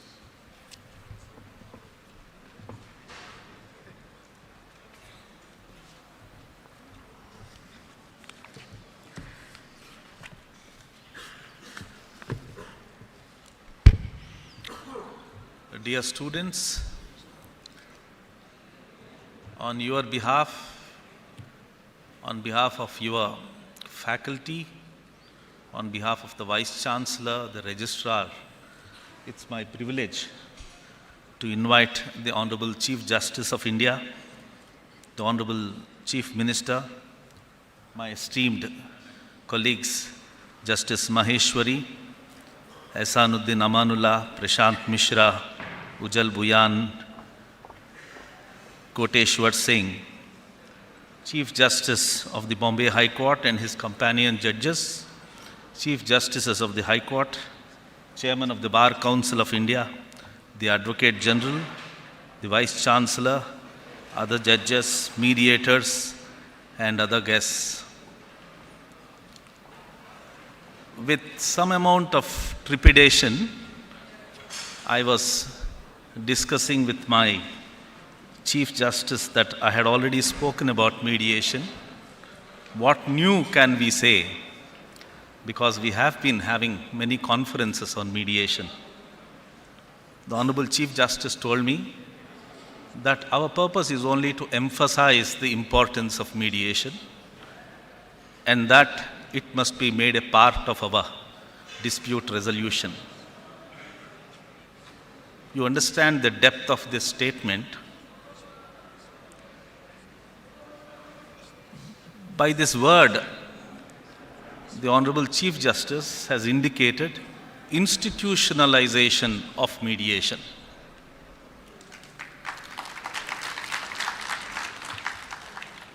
And today, we can't even escape because he made us read the important pledge on mediation.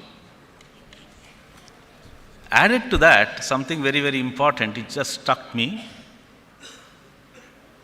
Bar Council of India is the apex statutory body governing advocates, the masters of adversarial litigation. Today's conference is organized by the Bar Council of India, and through the various sessions, we are now to learn the importance of mediation, train ourselves of the techniques of mediations, and also follow the practices which are good and established practices all over the country, all over the world, so to say. So mediation has definitely come to stay. It has become, we have actually made it institutionalized. But then the question is, conviction is 50% of what we need to do. Conviction is there, institutional conviction. What further needs to be done is an important question. Through the enactment of the Mediation Act,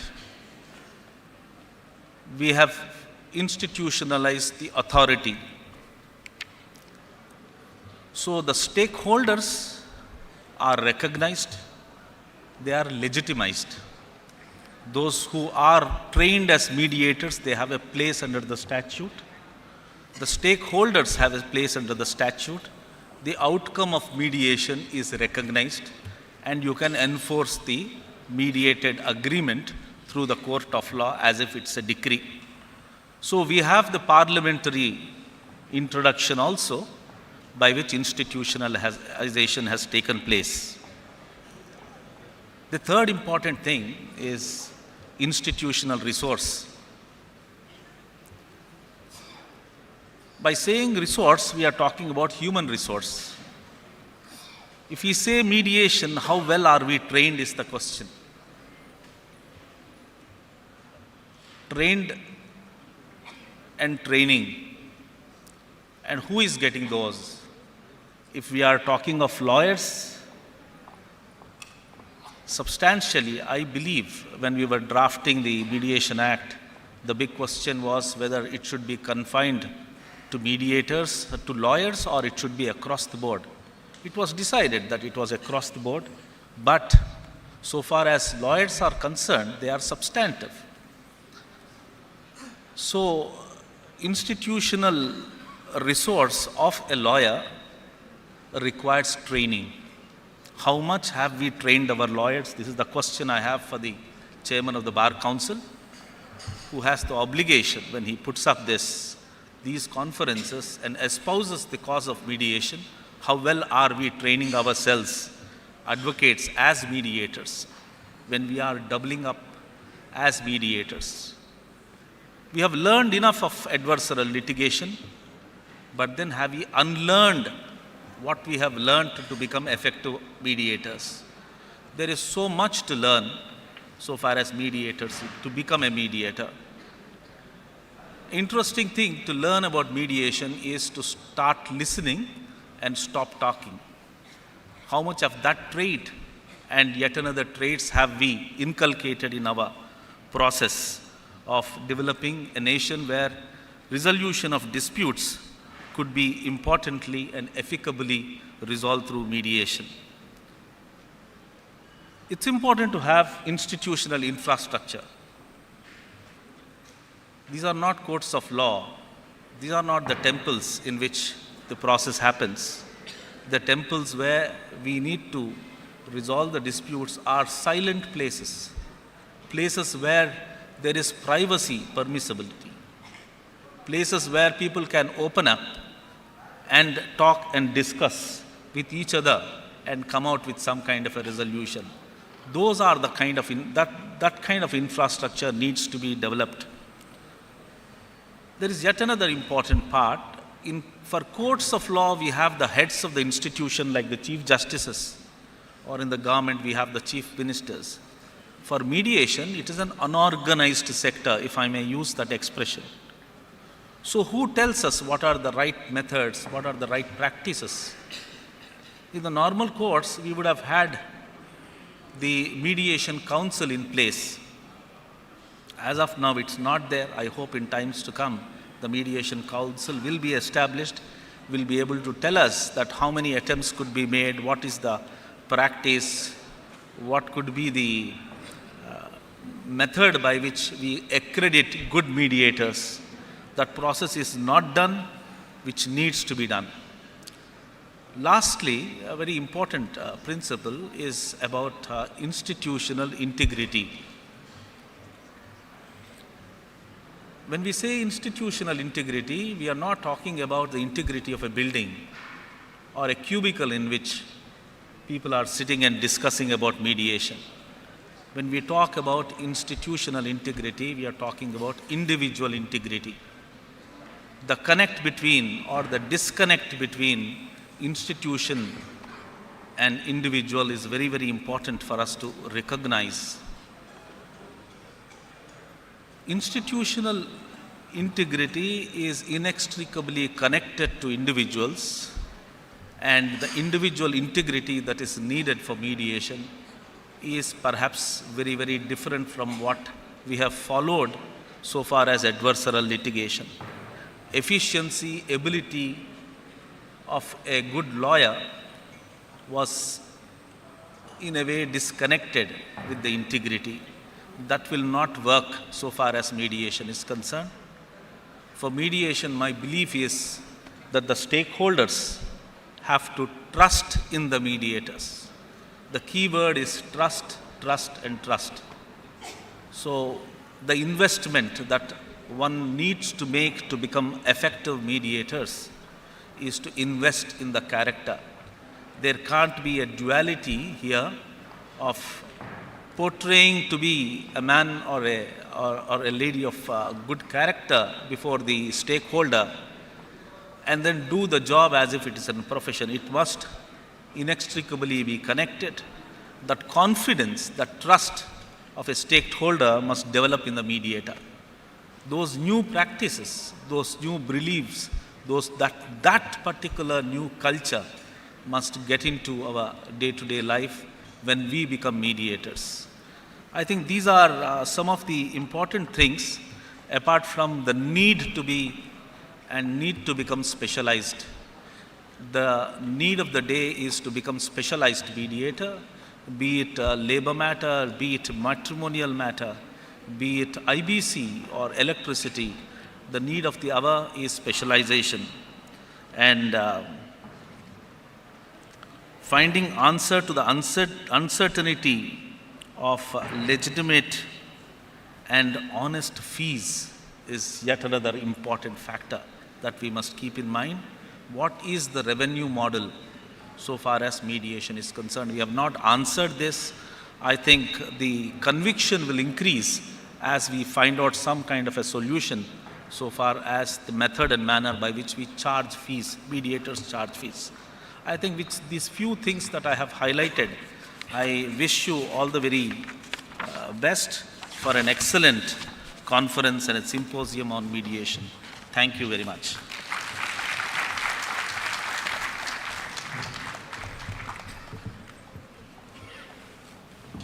Thank you, Lordship. May I now request Honorable Mr. Justice J.K. Maheshwari, Judge Supreme Court of India, to share his thoughts, please.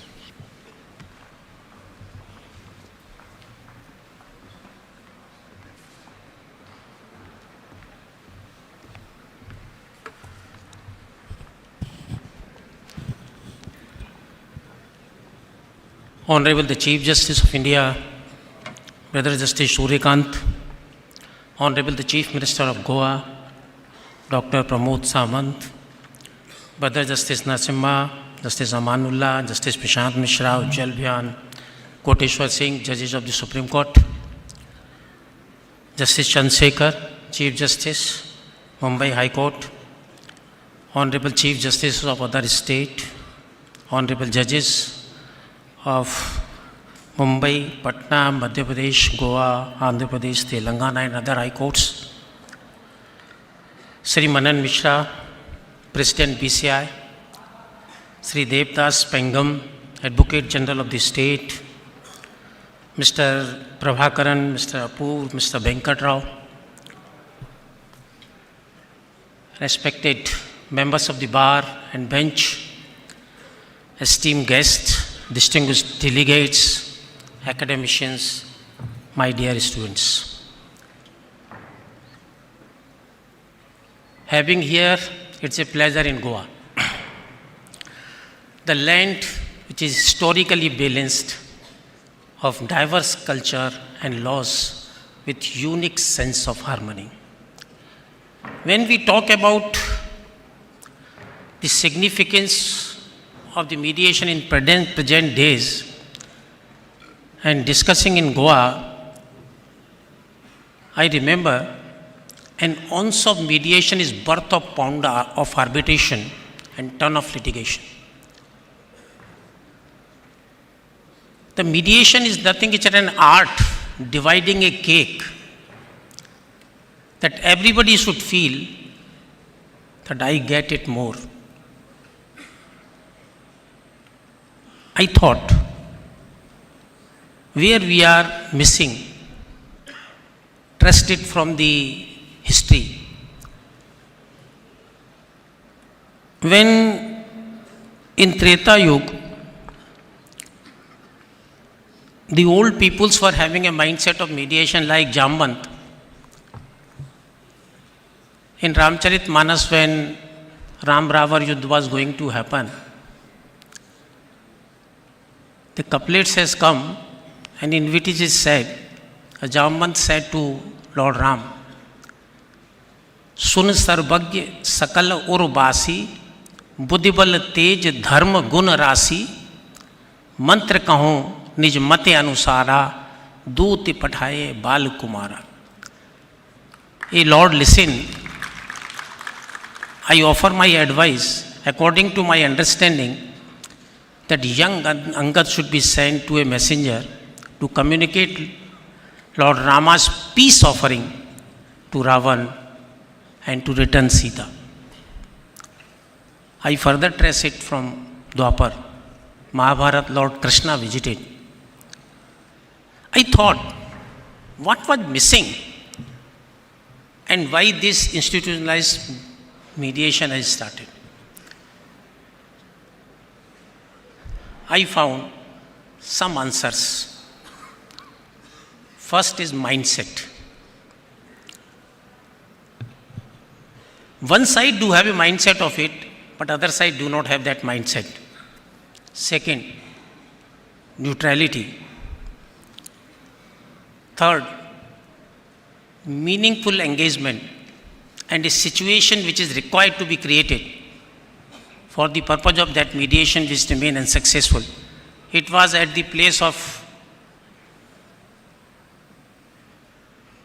Ravar's emperor, and the other was where Duryodhan was there. You can understand. So now go to the mindset. Since morning we are seeing walkathon. For what? It's a mindset to create a general public where we should go. So once we thought of it and we propagate institutionalized mediation, having neutrality, giving environment, expert mediators, we are signifying the importance of the mediation.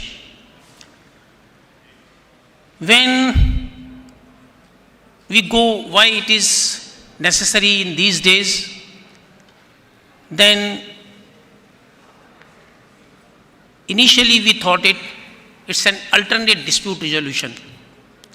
But now what we say is, in modern days, mediation is indispensable because it creates the very condition that were absent at that time, and now we are institutionalizing, thinking of it. When we trace the history, now it is coming to mediation alternative to mandatory. Partial automation is an example, and the Supreme Court observed the mediation must be perceived as a new mechanism of access to justice.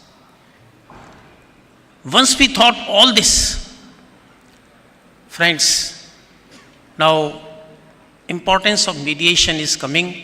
It's a significance, and it is not an alternative. It is now a mandatory and effective system for dispensation of justice. Now once we go to what the role of the judiciary and the members of the bar and how far we are discharging.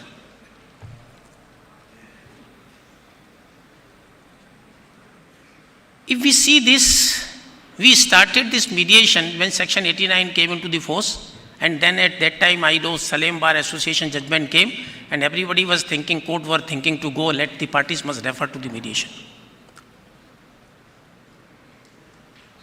The situation changed when we persuaded. Then now we are coming to change of the mindset to the persons. Please come for the mediation and go for mediation.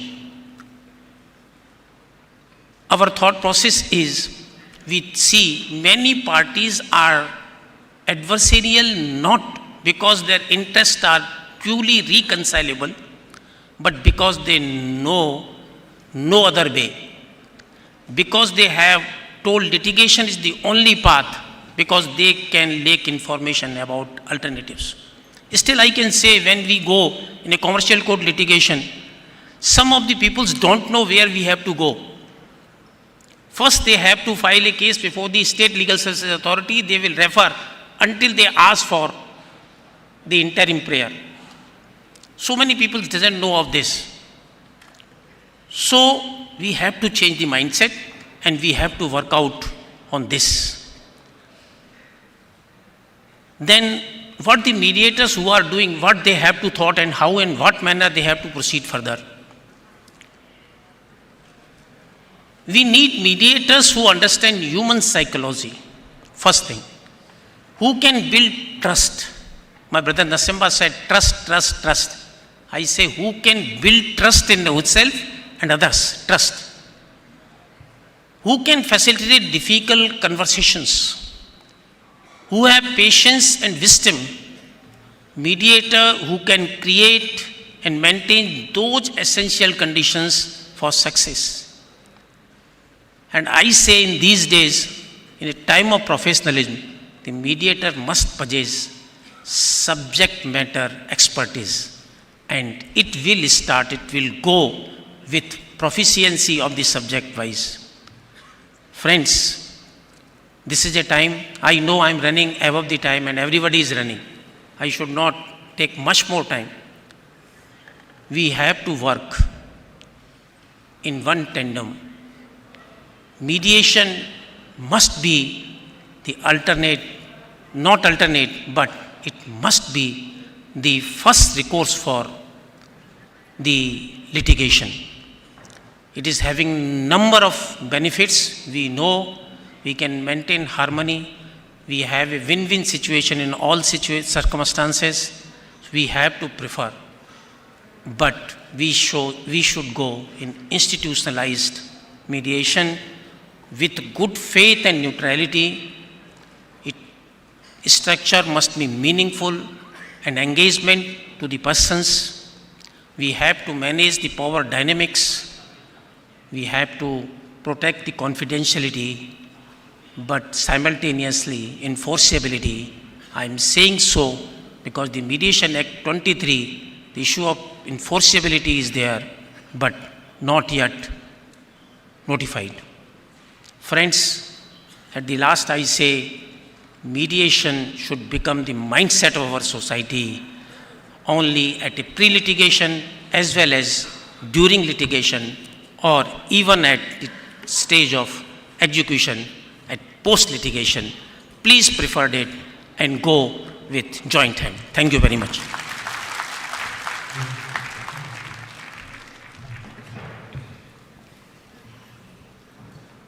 Thank you, Lordship. Ladies and gentlemen, it is now my privilege to invite our chief guest, Dr. Pramod Sawant, Honorable Chief Minister of Goa, to address this gathering. Please, sir.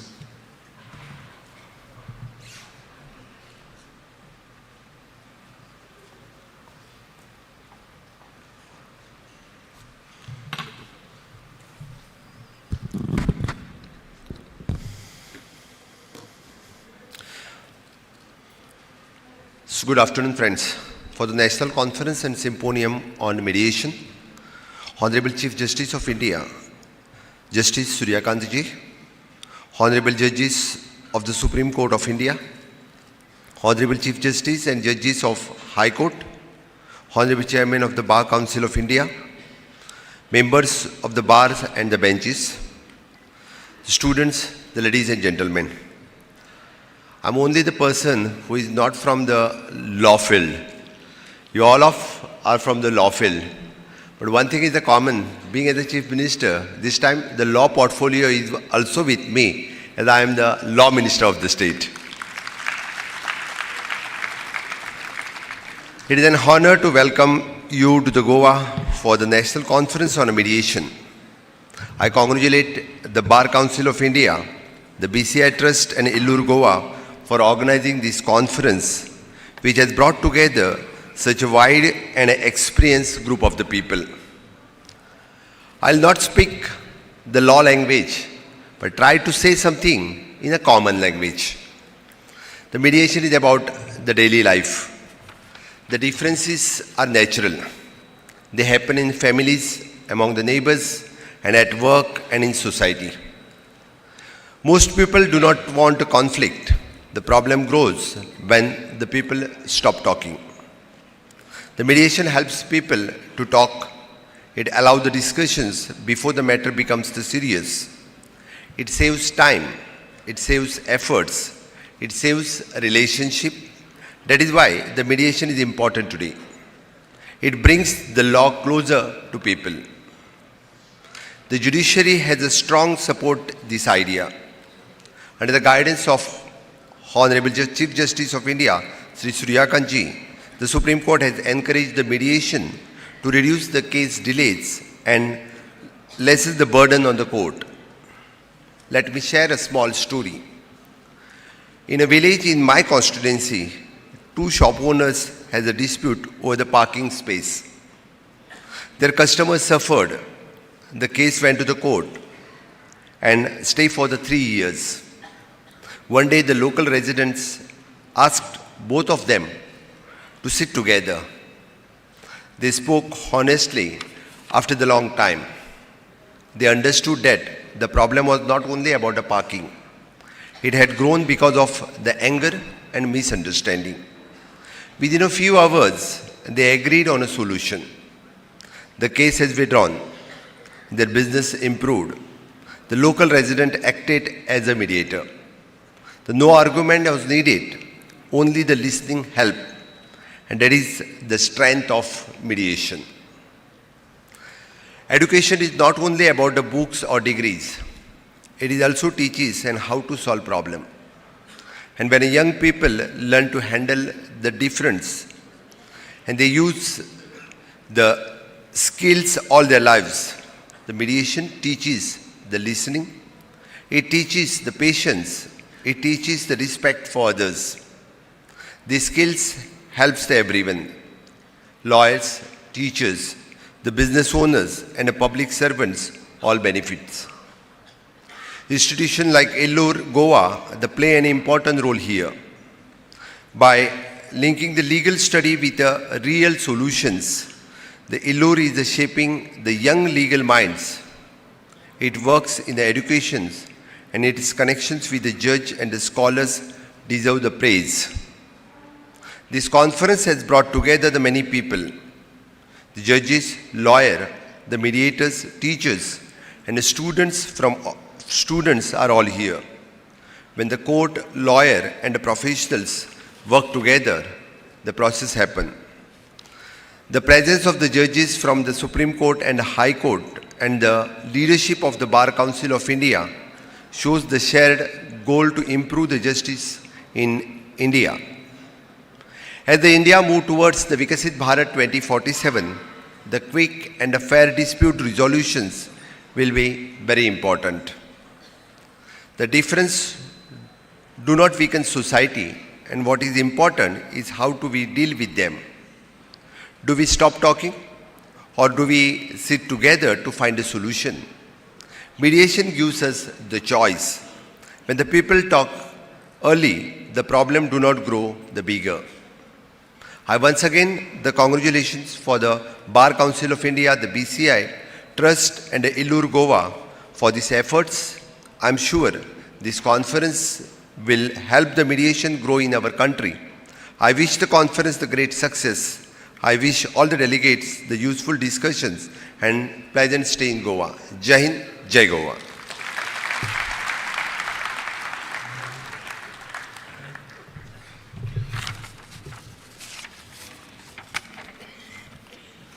Thank you, sir. And now, distinguished guests, ladies and gentlemen, we arrive at the most significant moment of this inaugural session.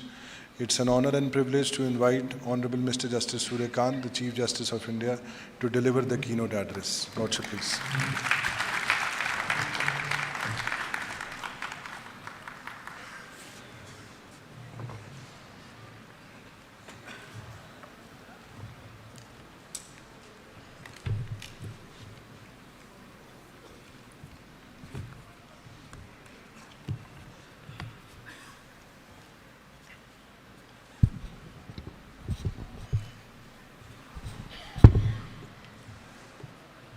Dr.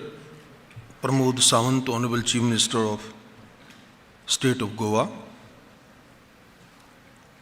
my esteemed colleagues from the Supreme Court, Justice J.K. Maheshwari, Justice P.S. Narasimha, who is also the Chancellor of this International Law University here, Justice Amanullah, Justice Prashant Mishra, Justice Ujjal Bhuyan, Justice Koteshwar Singh, Justice Chandrasekhar, Honorable the Chief Justice of the High Court of Bombay,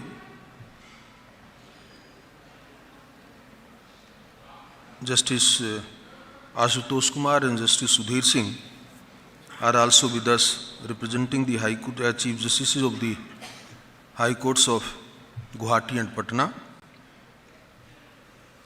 Very distinguished judges representing various high courts, particularly I would say the host High Court of Bombay, Shri Manan Kumar Mishra, Chairman Bar Council of India and Member Rajya Sabha, Shri Devidas J. Pangam, Learned Advocate General of Goa, Professor Dr. R. Venkat Rao, Learned Vice Chancellor of the University, Vice Chairman and Office Bearers, other elected members of the Bar Council of India, Chairman and Office Bearers of the Bar Council of Maharashtra and Goa, eminent Vice Chancellors serving and former, distinguished academia, teaching and non-teaching faculty and staff members of IIULER Goa, Mr. Chaitanya Sharma, Additional Solicitor General of India, very eminent senior advocates representing various bar associations, members of the bar, members of the legal fraternity, esteemed guests, academicians, mediators, trainers of the mediators, and most importantly, my dear students, friends from media. It is a profound privilege to address this national conference and symposium in the middle of such a distinguished group of individuals, both on and off the dais. It is no secret that the subject we will be exploring today in this conference is a cornerstone of my vision for our legal landscape. Mediation is a cause I hold with deep and personal conviction. But since my previous speakers on this dais very eloquently has explained the benefits of the mediation and that why we should go wholeheartedly mediation as a very powerful instrument of adjudicatory process, I intend to forego the familiar litany of mediation's benefits and instead adopt a more doctrinal approach in my discourse. The question normally we keep on asking is that why mediation? So therefore, to truly understand the anatomy of a conflict, we must interrogate why parties instinctively gravitate towards the courtroom.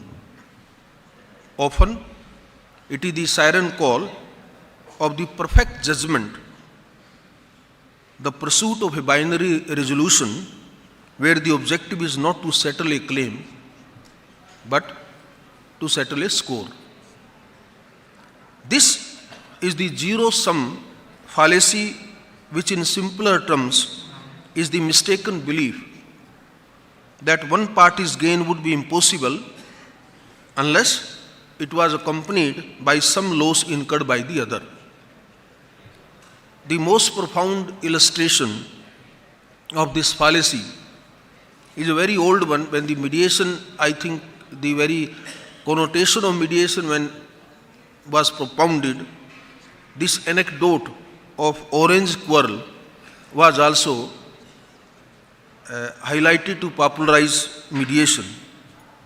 That anecdote of orange quarrel concerns two neighbors engaged in a decade-long legal battle over an ancient orange tree that straddled on both party lines, both sides of the plots. When the court finally issued a decree, you all have heard it, but I am just refreshing it. Applying the strict letter of the law, it ordered the harvest to be split precisely in half.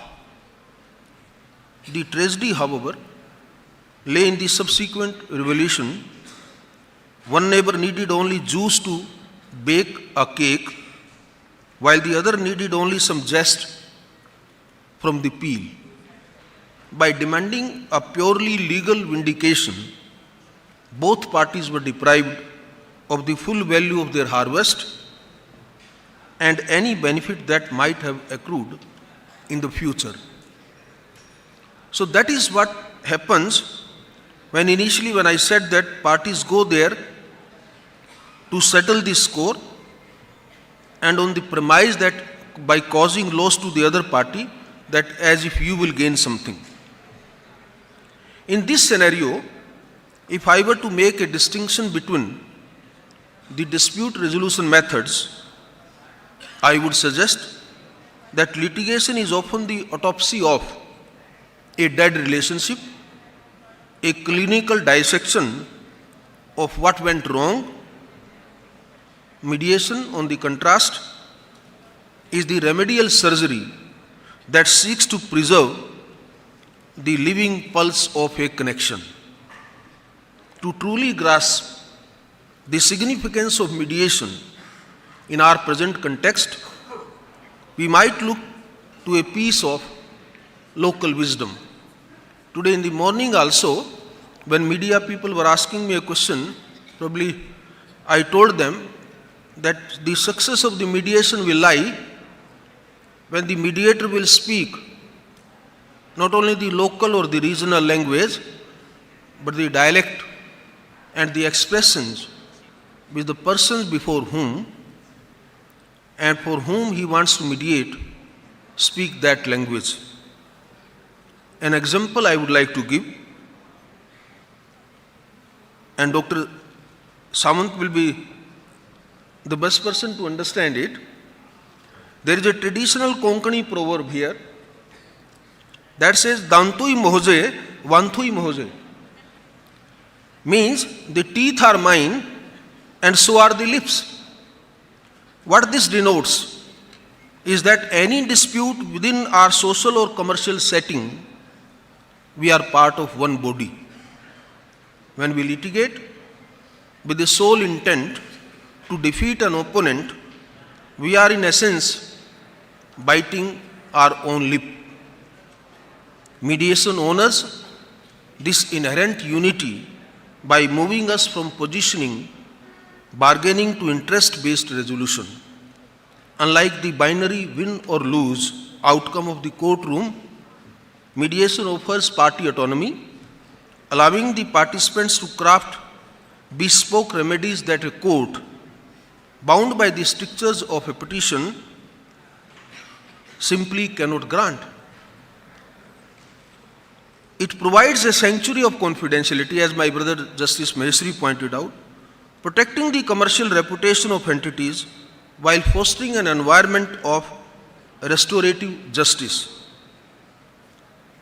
Justice Maheshwari has also explained to you that how in the ancient time also mediation was not only conceptualized but was used in practice to resolve two very historical wars which, despite the mediators, their efforts probably could not be avoided. Those may be the story of unsuccessful mediation, but they are the story which gives us a very positive message that better, before we lose or win a battle or war, we always explore mediation. We must, therefore, disabuse ourselves of the notion that mediation is a modern or a Western import. In truth, we are not learning a new discipline when we talk of mediation.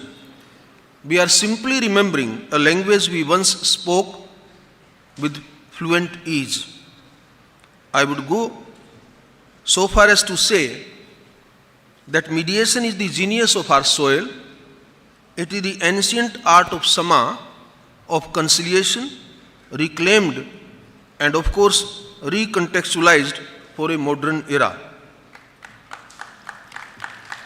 There has been a noteworthy shift in the contemporary era in terms of the focus in India towards mediation. The nation recognized the imperative for efficient, cost-effective, and accessible dispute resolution methods outside the confines of the traditional court system. The very first instance of mediation was when Section 89 in CPC was introduced. Then you remember the Supreme Court judgment of 2005 in Salem Advocates Bar Association case. This led to the Supreme Court in constitution of the Mediation and Conciliation Project Committee, as we popularly call as MCPC, which is still very effective platform to promote mediation. And presently, if I stand corrected in the morning, probably I said that 31,000 mediators we have already trained. That figure has now increased 39,000. But our demand and supply, there is a gap. In this country, for effective implementation of mediation at all levels, I am talking about the district courts to the Supreme Court, we need over 250,000 trained mediators. And mind you, one has to be very careful in training the people as mediator, because not only that mediation itself is an art, the temperament, the behavior, the compassion, the passion, the commitment, the devotion, the dedication of a mediator makes a lot of difference in making a mediation effort to be a successful story. But then there are very encouraging developments. That 2005 Supreme Court judgment, constitution of MCPC, then in 2019 Supreme Court laying emphasis that we must have a structured legislative on mediation, and Parliament then coming with the Indian Mediation Act of 2023. This has further led, as most of you must be aware, that in the National Legal Service Authority platform, when we held our annual meet on 8th and 9th of November this year, we have also released the Community Mediation Compendium on that day in 2 languages of Hindi and English, which we are now going ahead to translate in every language, so that the compendium of the community mediation can speak the local language, and it can be used as a convenient tool of introducing and infusing mediation from door to door. In this connection, my dear friends, you must have seen the tremendous success of what we launched in July this year, Mediation for Nation campaign. This initiative aimed to reduce the judicial pendency by resolving several kinds of disputes, including the matrimonial, the commercial, the motor accident, and various other types of disputes. And I must share with you that the results were more than expectations and very encouraging.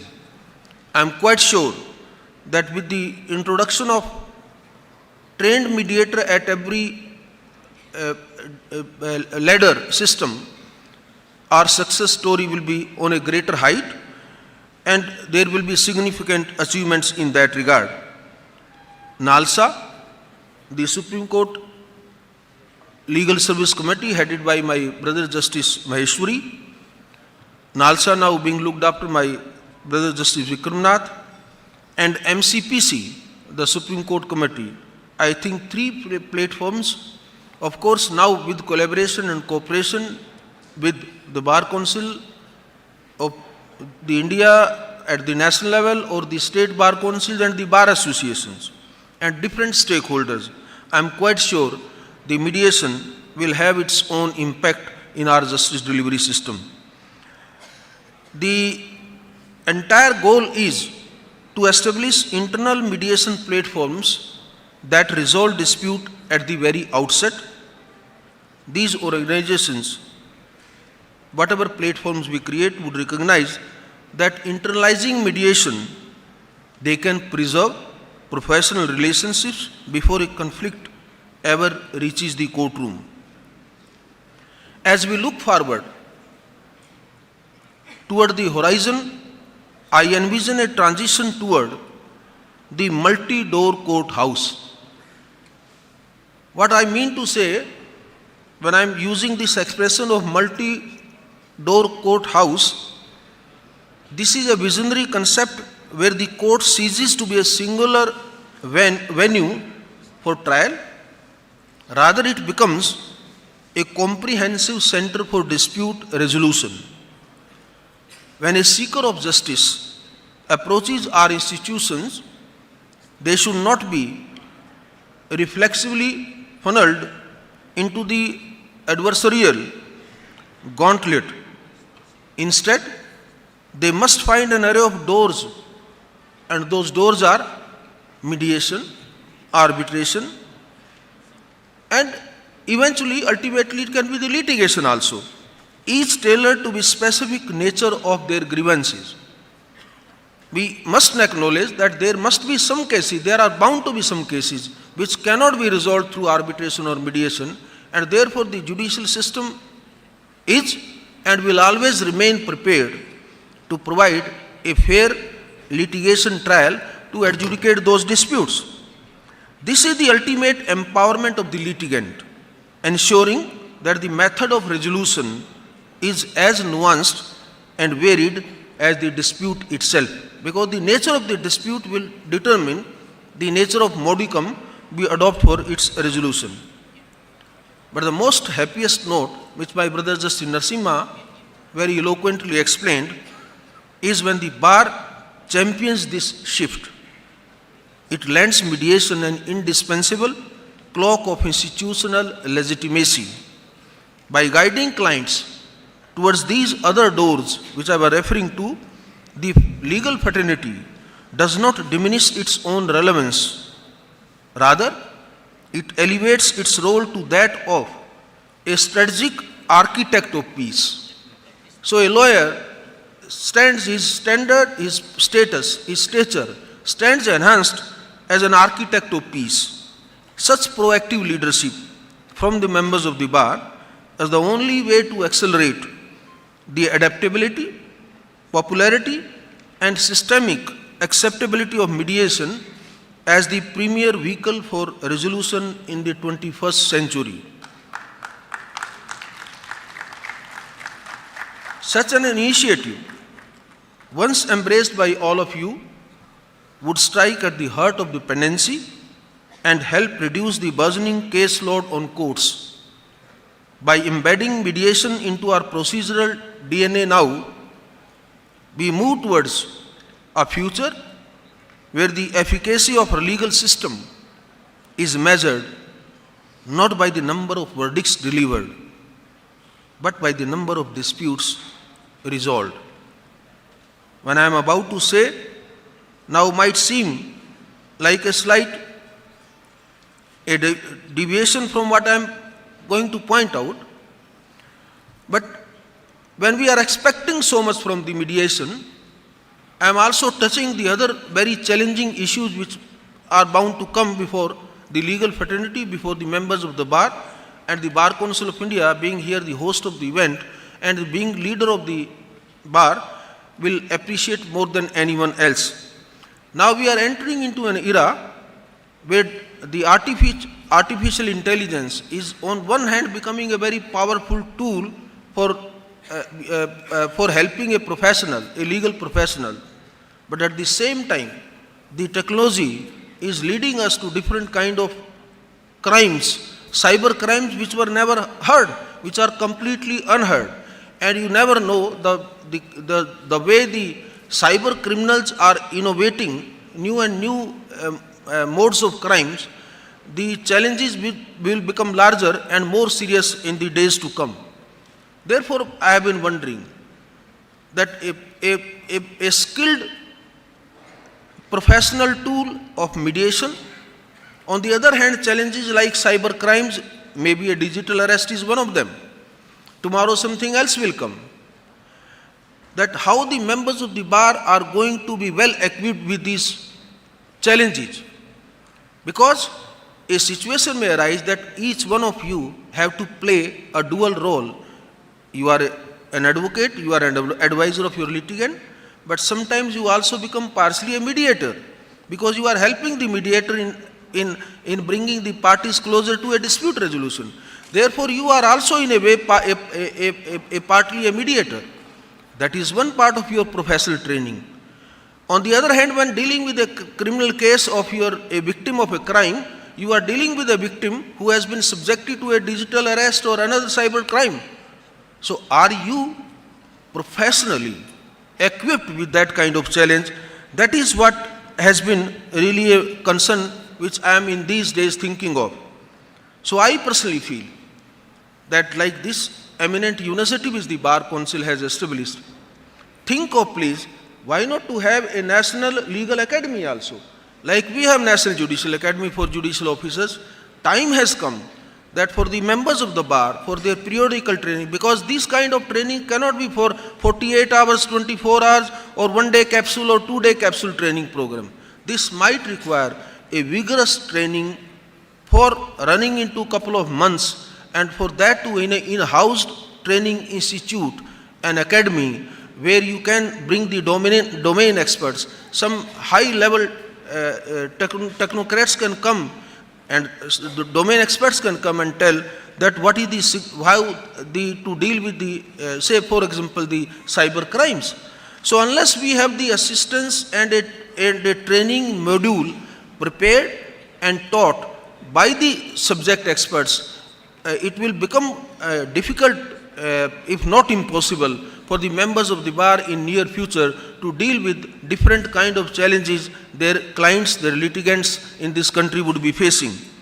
So this is what I have been personally thinking, that the time has come now for the bar councils to evolve some kind of a future plan and think of establishing a professional course institute where our members of the bar can be well equipped and can be well trained to meet with these modern day challenges, and also such kind of trainings will enable the members of the bar to compete with their cross border or different jurisdiction lawyers coming and meeting on global platforms in the international disputes that you might also be defending or pleading on behalf of your litigants.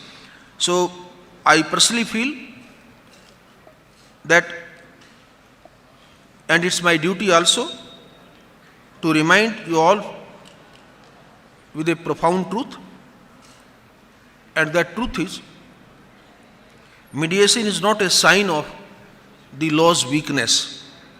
That was one question probably somebody in the morning was asking, and in Delhi also this question was asked to me, that are we adopting mediation only because the courts are overburdened and there is a lot of areas and pendency in the courts? No, it's not. The mediation is not a sign of the law's weakness, but rather the mediation is the highest evolution. It is the true transition from a culture of adjudication where we merely manage conflicts. Rather, we are shifting to a culture of participation where we actively cultivate harmony. Before I take your leave, I must formally place on record my sincere appreciation for the tireless efforts made by the team of Mr. Manan Kumar Mishra and his associates in the Bar Council of India and the affiliated institutions. I also extend my gratitude to the National Law University here and Professor Venkatrao for convening this symposium and for casting such a vital, illuminating spotlight on the future of mediation. Such initiatives are the essential catalyst in the reshaping of the architecture of dispute resolution for the generations to come. I am quite confident that the technical sessions where you will deliberate on different nuances of mediation will give a very positive outcome, that whatever the impediments, difficulties are being experienced in the success stories of mediation, those will be effectively resolved and we will reach to a very positive conclusion. My all the best wishes for the participants and for the conference. Thank you very much. Jai Hind, Jai Bharat.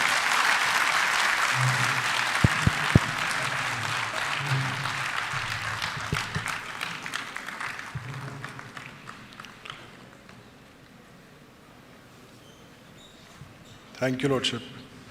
We would like to take this opportunity to showcase a few research and other contributions of the faculty and students of IILER through publication of our newsletter, which will give our honored dignitaries a bird's view of the curricular, co-curricular and extracurricular activities of IILER. Now I request Honorable the CGI and the guests to reveal the newsletter of IILER, please. Lordship, if we could have a picture of all of you holding the IILER newsletter. The second is IILER's book on climate change. If Lordship, the book on climate change can also be held, please. This is IILER's first own publication. The third is the Bar Council of India Press book, The Mediator's Source Book. If that can also be launched, Lordship, please.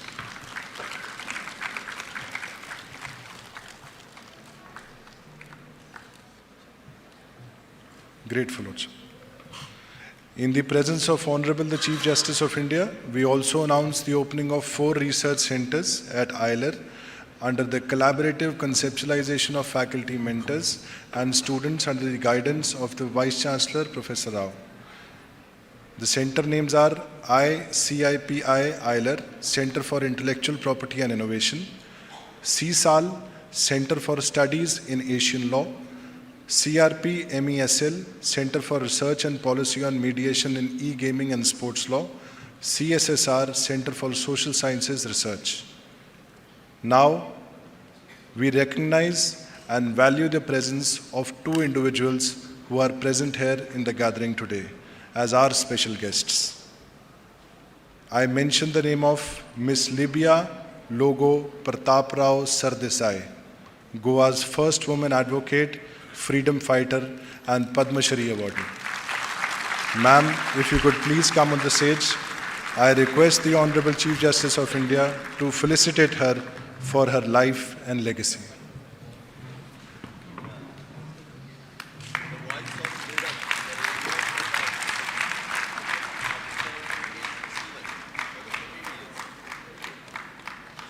Following her, we would also recognize the presence of Ms. Norma Alvarez, Senior Advocate and also a Padma Shri awardee, who has been an inspiring advocate since long. Ma'am, please come on the stage.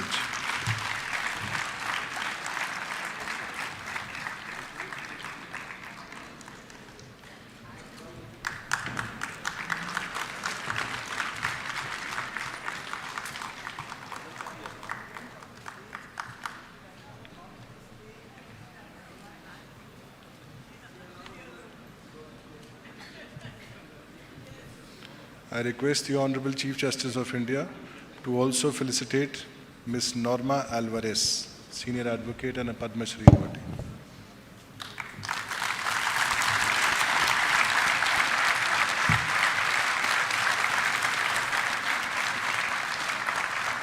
I request the Chief Minister of Goa and the Chairman of the Bar Council of India and the Chancellor of IIULER to also be in the frame.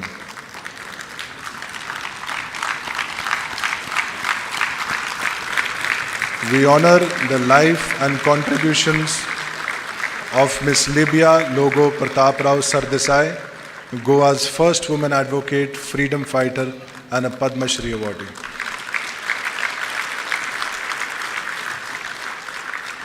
I request the Honorable Chief Justice of India to also felicitate Ms. Norma Alvarez.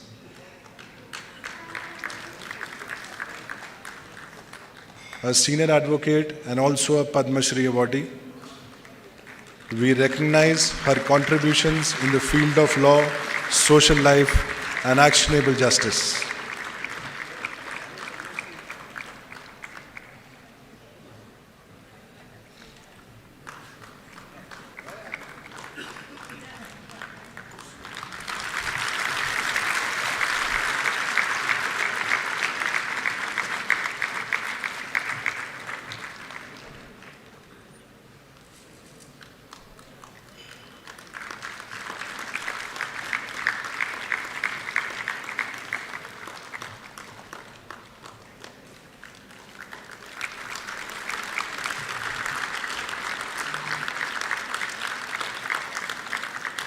Thank you so much.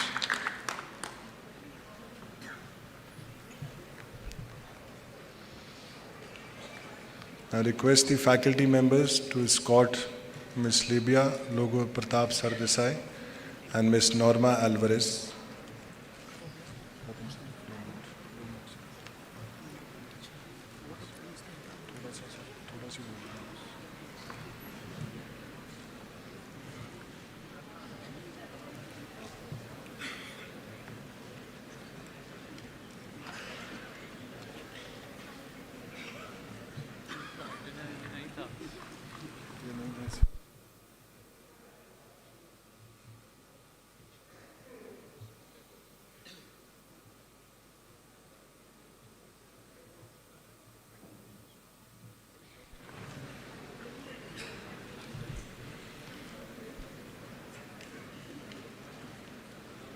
Thank you all.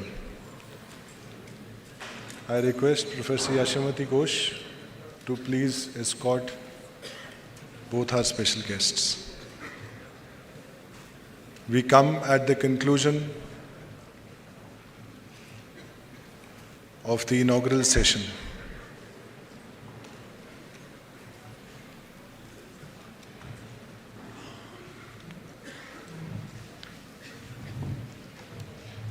Immediately after the inaugural, we would have a short, brief 30-minute plenary within the same hall.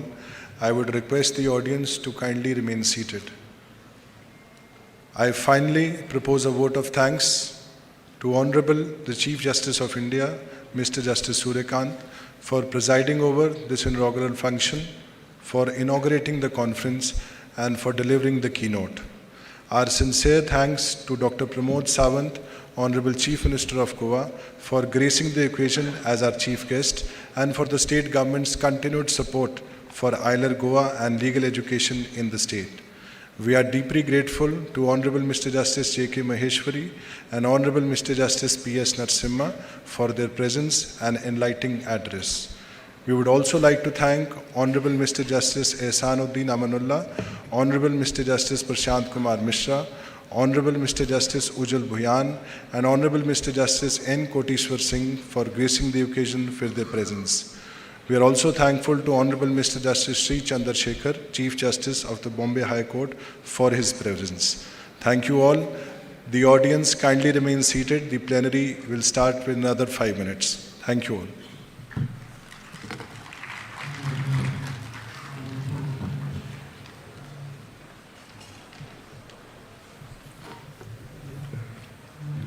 I request all the dignitaries to kindly remain there, and the faculty members and the students, if you could come behind the dignitaries for a picture with all dignitaries.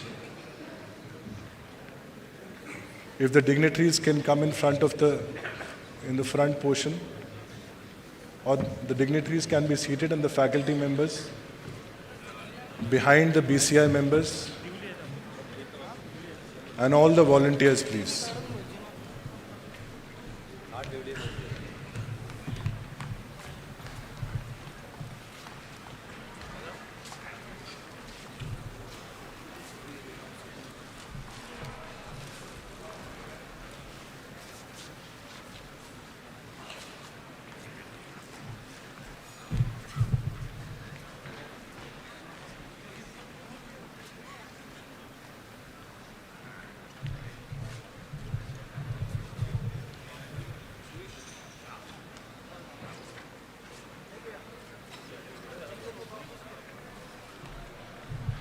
Kindly remain seated. The plenary is about to start. I request the honorable dignitaries for the inaugural session and thank them for their presence.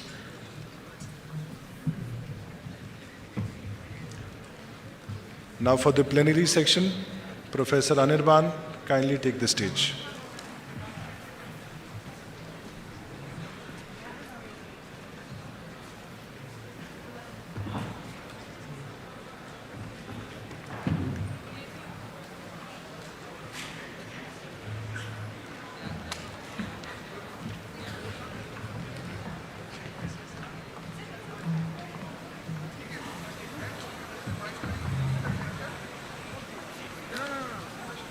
No, please remain seated. Huh? Please. Just 5 minutes break.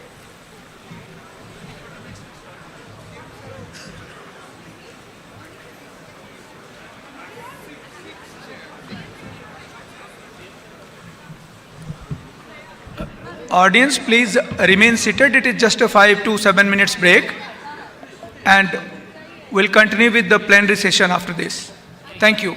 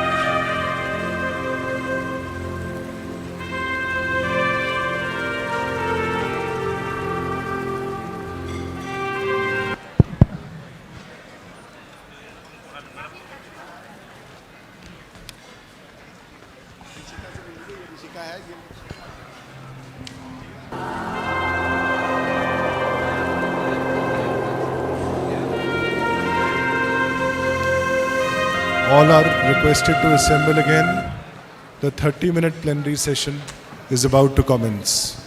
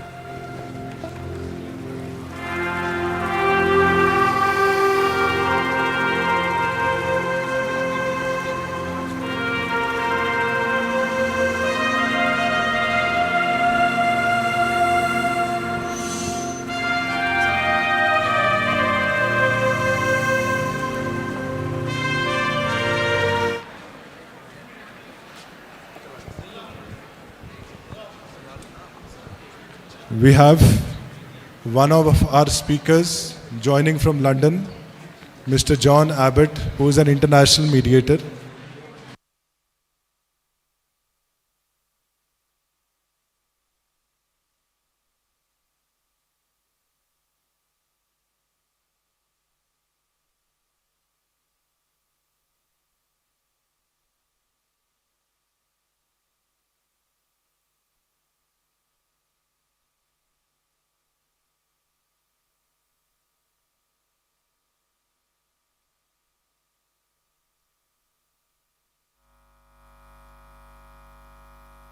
difficulties at mediations. I've been around the block a little bit. As a mediator and arbitrator, most of my work has an overseas cross-border aspect. In this presentation, I propose to take you through the developments of mediation in the UK, the English court's perspective of mediation, and the attitude and approach of different regions towards mediation.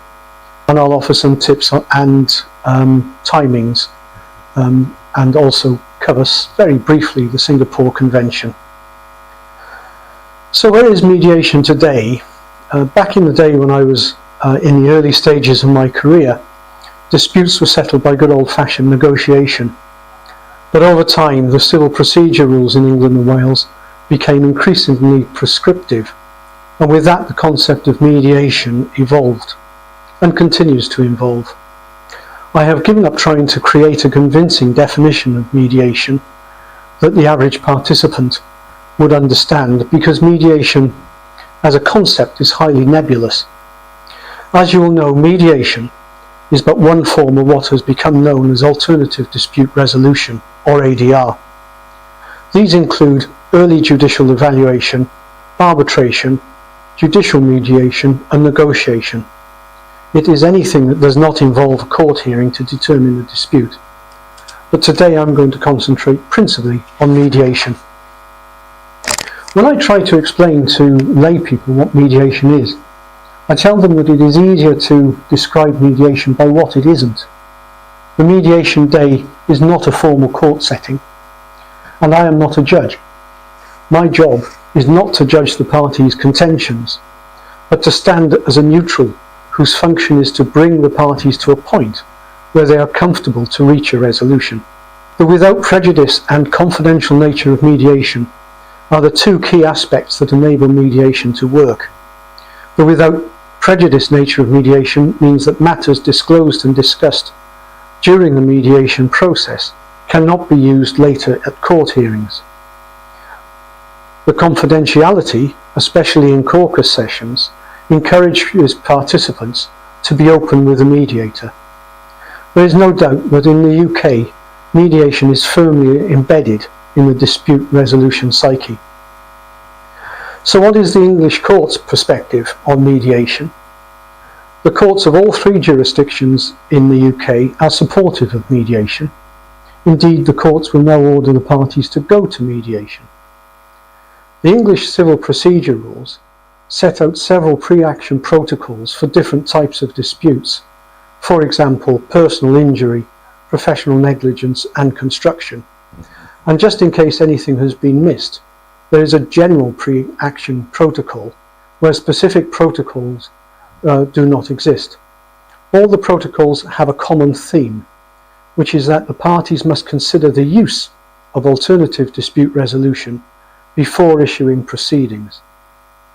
A refusal to engage in ADR without reasonable excuse may be met with a penalty in the form of an adverse costs award against the refusing party. There were often lengthy arguments before the courts over whether there was a good reason to decline to take part in mediation, and the outcomes were not always consistent. There had for many years been debate whether mediation should be made compulsory. It is not, unlike in some countries, presently compulsory to use mediation before commencing court proceedings in England. But compulsion is now coming through the courts. Until 2023, there was a reluctance on the part of the courts to compel litigants to go to mediation. The case of Halsey and Milton Keynes General NHS Trust is an example. Lord Justice Dyson opined in that case that ordering all unwilling parties to mediate was an unacceptable obstruction to their right to justice. I request Honorable Mr. Justice J.K. Maheshwari to take the seat of the chair. I also request Honorable Mr. Justice P. Sam Koshi, Ms. Norma Alvarez to kindly come on stage. Mr. Apurva Kumar Sharma, Mr. Ved Prakash Sharma to also come on stage.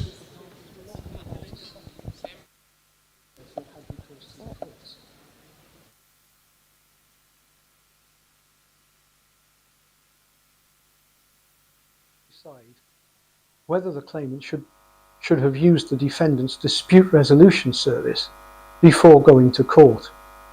The Court of Appeal said the Halsey case was not binding, as the comments made in that case were obiter, and the courts could lawfully order parties to engage in non-court-based dispute resolution.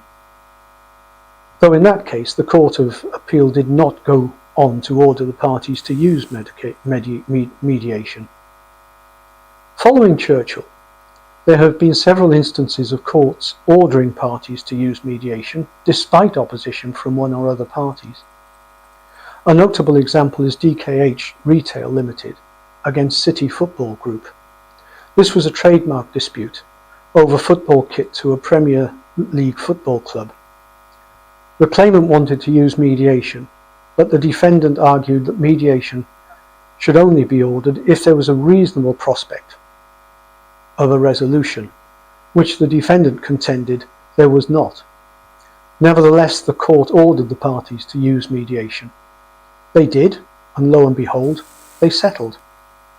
It is now clear that the courts will use their powers to require litigants to engage in mediation. I want to touch briefly on the international perceptions to mediation as an international mediator.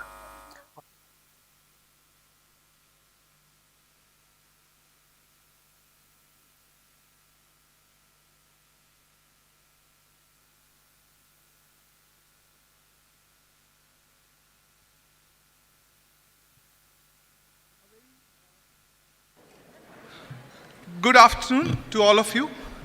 After the wonderful inaugural session, which has set the